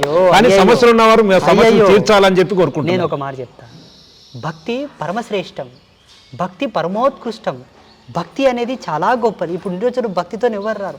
నాతోనికి భక్తులై వస్తే నేను స్వీకరిస్తాను, నన్నీ వ్యాపారం చేసి వాళ్ళు వ్యాపారం చేసుకుంటే నాతోనికి రావద్దు. వింటారా గురుగారు? నేను శ్రేష్టమైన సత్య సనాతన ధర్మంలో ఉండేటటువంటి ఒక పరిపూర్ణ విశ్లేషకుడను, ఒక విశ్లేషకుడను. నేను అంధవిశ్వాసాలను నమ్మను, మూఢనమ్మకాలకు నేను ఆమెడ దూరం ఉంటా. నాకు ఇదైంది అదే నేను నమ్మను స్వామి, తొందరగా నేను తిడతా వాళ్ళని. నిజం, నాతోనికి వచ్చే భక్తులను మీరు తెలుసుకోండి, స్వామితోనికి పోతే ఏం చేసిండు అని మీరు ఎంక్వైరీ చేయండి. తిట్టి తోలిస్తాడబ్బా, ఏం చేయడా అంటారు డైరెక్ట్. మీరు అడగండి, పని పడితే అమాసకున్న కెమెరా పట్టుకొని వచ్చి నిలవాడు. ఖచ్చితంగా వస్తాను స్వామి, ఈసారి అమావాస్యకు ఖచ్చితంగా ఇక్కడ అసలు భక్తులు ఏం చేస్తున్నారు, మీరు వాళ్ళకి ఏం ఉపదేశం చేస్తున్నారు అనేది కూడా ఒకసారి కనుక్కుంటాం. నాతోనే తిట్లు తినిపోతారు అందరూ వాళ్ళంతా కూడా. ఇప్పటిదాకా మనం దాదాపు గంటన్నర సేపు మాట్లాడుకున్నాం. ఫైనల్గా మీరు చెప్పాలనుకున్నది ఏంటి జనాలకు, ప్రజలకు, మీ దగ్గరకు వచ్చే భక్తులకు, ఒకవైపు గురువులను, అదేవిధంగా వేరే వారిని కామెంట్ చేస్తున్న వారికి ఓవరాల్గా వాళ్ళకి ఏం చెప్పాలనుకుంటున్నాం? ఫైనల్గా మీరు చెప్పే సందేశం ఏంటి? మనకు భగవంతుడంటే పరమ విజ్ఞానం, దేవుడు అంటే నమ్మకం కానీ మూఢనమ్మకం కాదు. భగవంతుణ్ణి మీరు చేరుకోవాలంటే జ్ఞానంగా చేరుకోండి, అజ్ఞానంగా చేరుకోవద్దు. శాస్త్రాన్ని నమ్మండి, ఓవర్ ఎక్స్పెక్టేషన్ పెట్టుకోకండి. మంత్రాలను నమ్మండి, దాని మీద కూడా ఓవర్ ఎక్స్పెక్టేషన్ పెట్టుకోకండి. దేవుని నమ్మండి, పూజించండి, దేవునికి దాసులు అవ్వండి. ముక్తి వస్తుంది, మోక్షం వస్తుంది, మీ వంశావళి సుఖ సంతోషాలతో ఉంటుంది. ఆ భగవంతుడనే ఒక నమ్మకం మీద మీ యొక్క అస్తిత్వాన్ని పెట్టాల్సి వస్తే దానివల్ల దేవుని మీద నమ్మకం పోతుంది, మీకు దొరకాల్సిన ఆ కాస్త పుణ్యం కూడా మీకు దొరకదు. అందుకే కష్టం అనివార్యం, కష్టం మీరే తీర్చుకోవాలి. భగవంతుడు దానికి ఒక కేంద్రకంగా శక్తిని ఇస్తాడు. అంటే స్వామి మధ్యలో ఒక చిన్న క్వశ్చన్ కూడా మిస్ అయ్యాం. చాలా మటుకు చాలా సందర్భాల్లో గుడుల దగ్గర, కొన్ని గుళ్ళ దగ్గర మాత్రమే ఈ జంతువులను వీటిని బలిస్తారు. వాటిని కొంతమంది వ్యతిరేకిస్తూ వస్తున్నారు, కొంతమంది పర్వాలేదు అంటున్నారు. నిజంగా జంతువులను బలియడంలో తప్పుందా రైట్ ఉందా ఏంటి ఎట్లా తీసుకోవాలి దాన్ని? మాంసభక్షణ చేయాలి, మాంసం తినాలి, మంచి చికెన్ మంచి మటన్ తినాలి, ఇంకేదో తినాలనుకుంటే మీరు కోసుకొని తినండి. దానివల్ల జరిగే నష్టాలన్నీ జరుగుతాయి, ఏగుతూనే ఉంటారు. ఏగురి, మీ జీవితాలే ఏగనికే ఉంటే ఏగురి. భగవంతునికి మాంస నివేదన చేస్తాం, దేవుళ్ళ దగ్గర కోళ్ళు కోస్తాం, గొర్రెలు కోస్తాం, మేకలు కోస్తాం అంటే తత్కారణంగా మీకు అందరికీ నాశనమే తప్పిస్తే ముక్తి లేదు, మోక్షం లేదు, పుణ్యం లేదు, పురుషార్థం లేదు, ఏమీ లేదు. రాక్షసత్వం రాక్షసులే. మీరు భగవంతునికి ఏమి నివేదిస్తారో మీకు అదే రిఫ్లెక్ట్గా ఇస్తాడు. అంటే మనం ఏం తిరిగి ఇస్తామో. దేవుడు అంటే మంచి అద్దం అండి. అద్దంలో నువ్వు ఎలా చూసుకుంటే అలాగే కనిపించినట్టు ఉంటుంది భగవంతుని ఛందస్సు. నువ్వు ఏమి నివేదించి కొలుస్తున్నావో నీకు అదే రిప్లేగా వస్తుంది. నువ్వు అక్కడ అసుర సంకేతాలతో కొలుస్తున్నావు కాబట్టి నీ ఇల్లు అసురం, నీవు అసురం, నీ సంసారం అసురం. ఈనాడు కోటీశ్వరుడైన రేపు బిచ్చగడవగాక తప్పదు. ఓకే గురుగారు, థ్యాంక్ యూ సో మచ్. ఎంతోసేపు నా కోసం. ఇంకా మీరు బిగ్ టీవీ ఛానల్ వాళ్ళకందరికీ కూడా శ్రీమాత ఆశీస్సులు ఎలవేళలా ఉంటాయి. అంబాత్రయ క్షేత్రం అనేది ప్రపంచంలోనే ఒక విజ్ఞాన శకలంగా మిగలాలన్నది మా సంకల్పం. మా జీవితానికి మాకు ఆ జగన్మాత యొక్క దాసుడుగా ఉండడమే లక్ష్యం. అందుకు కేంద్రకంగా వచ్చిన వాళ్ళని అనుగ్రహిస్తాం. బాగాకపోతే మేము కూడా ఏం చేద్దాం, గొంతు మూసుకొని సతుమా. ఉన్న తపస్సులు ధారపోస్తాం, ఉన్న మంత్రాలన్నీ వాడుతాం, అయినా బాగాకపోతే మేమేం చేద్దాం. అమ్మవారే దానికి శ్రీరామ రక్షగా నిలబడుతుందని మాట. స్వస్తి. మొత్తంగా అమ్మవారి అనుగ్రహంతో ప్రజలు సుభిక్షంగా ఉండేందుకు అంబాత్రయ క్షేత్రంలో తను పూజలు నిర్వహిస్తూ ముందుకు వెళ్తున్నాడు. భవిష్యత్తులో కూడా అందరూ చల్లగా ఉండాలి, అమ్మవారి ఆశీస్సులతో అందరూ సుఖశాంతులతో జీవించాలని చెప్పి కూడా శ్రీ శ్రీ శ్రీ ఆదిత్య పరాశ్రీ స్వామి కోరుతున్నటువంటి పరిస్థితి ఇక్కడ ఈ క్షేత్రంలో కనిపిస్తుంది. మొత్తంగా ఇది ఇక్కడ ఓవరాల్గా update. Camera person Nageshwar Shankar Goud, Big TV, Narayanpet నుండి.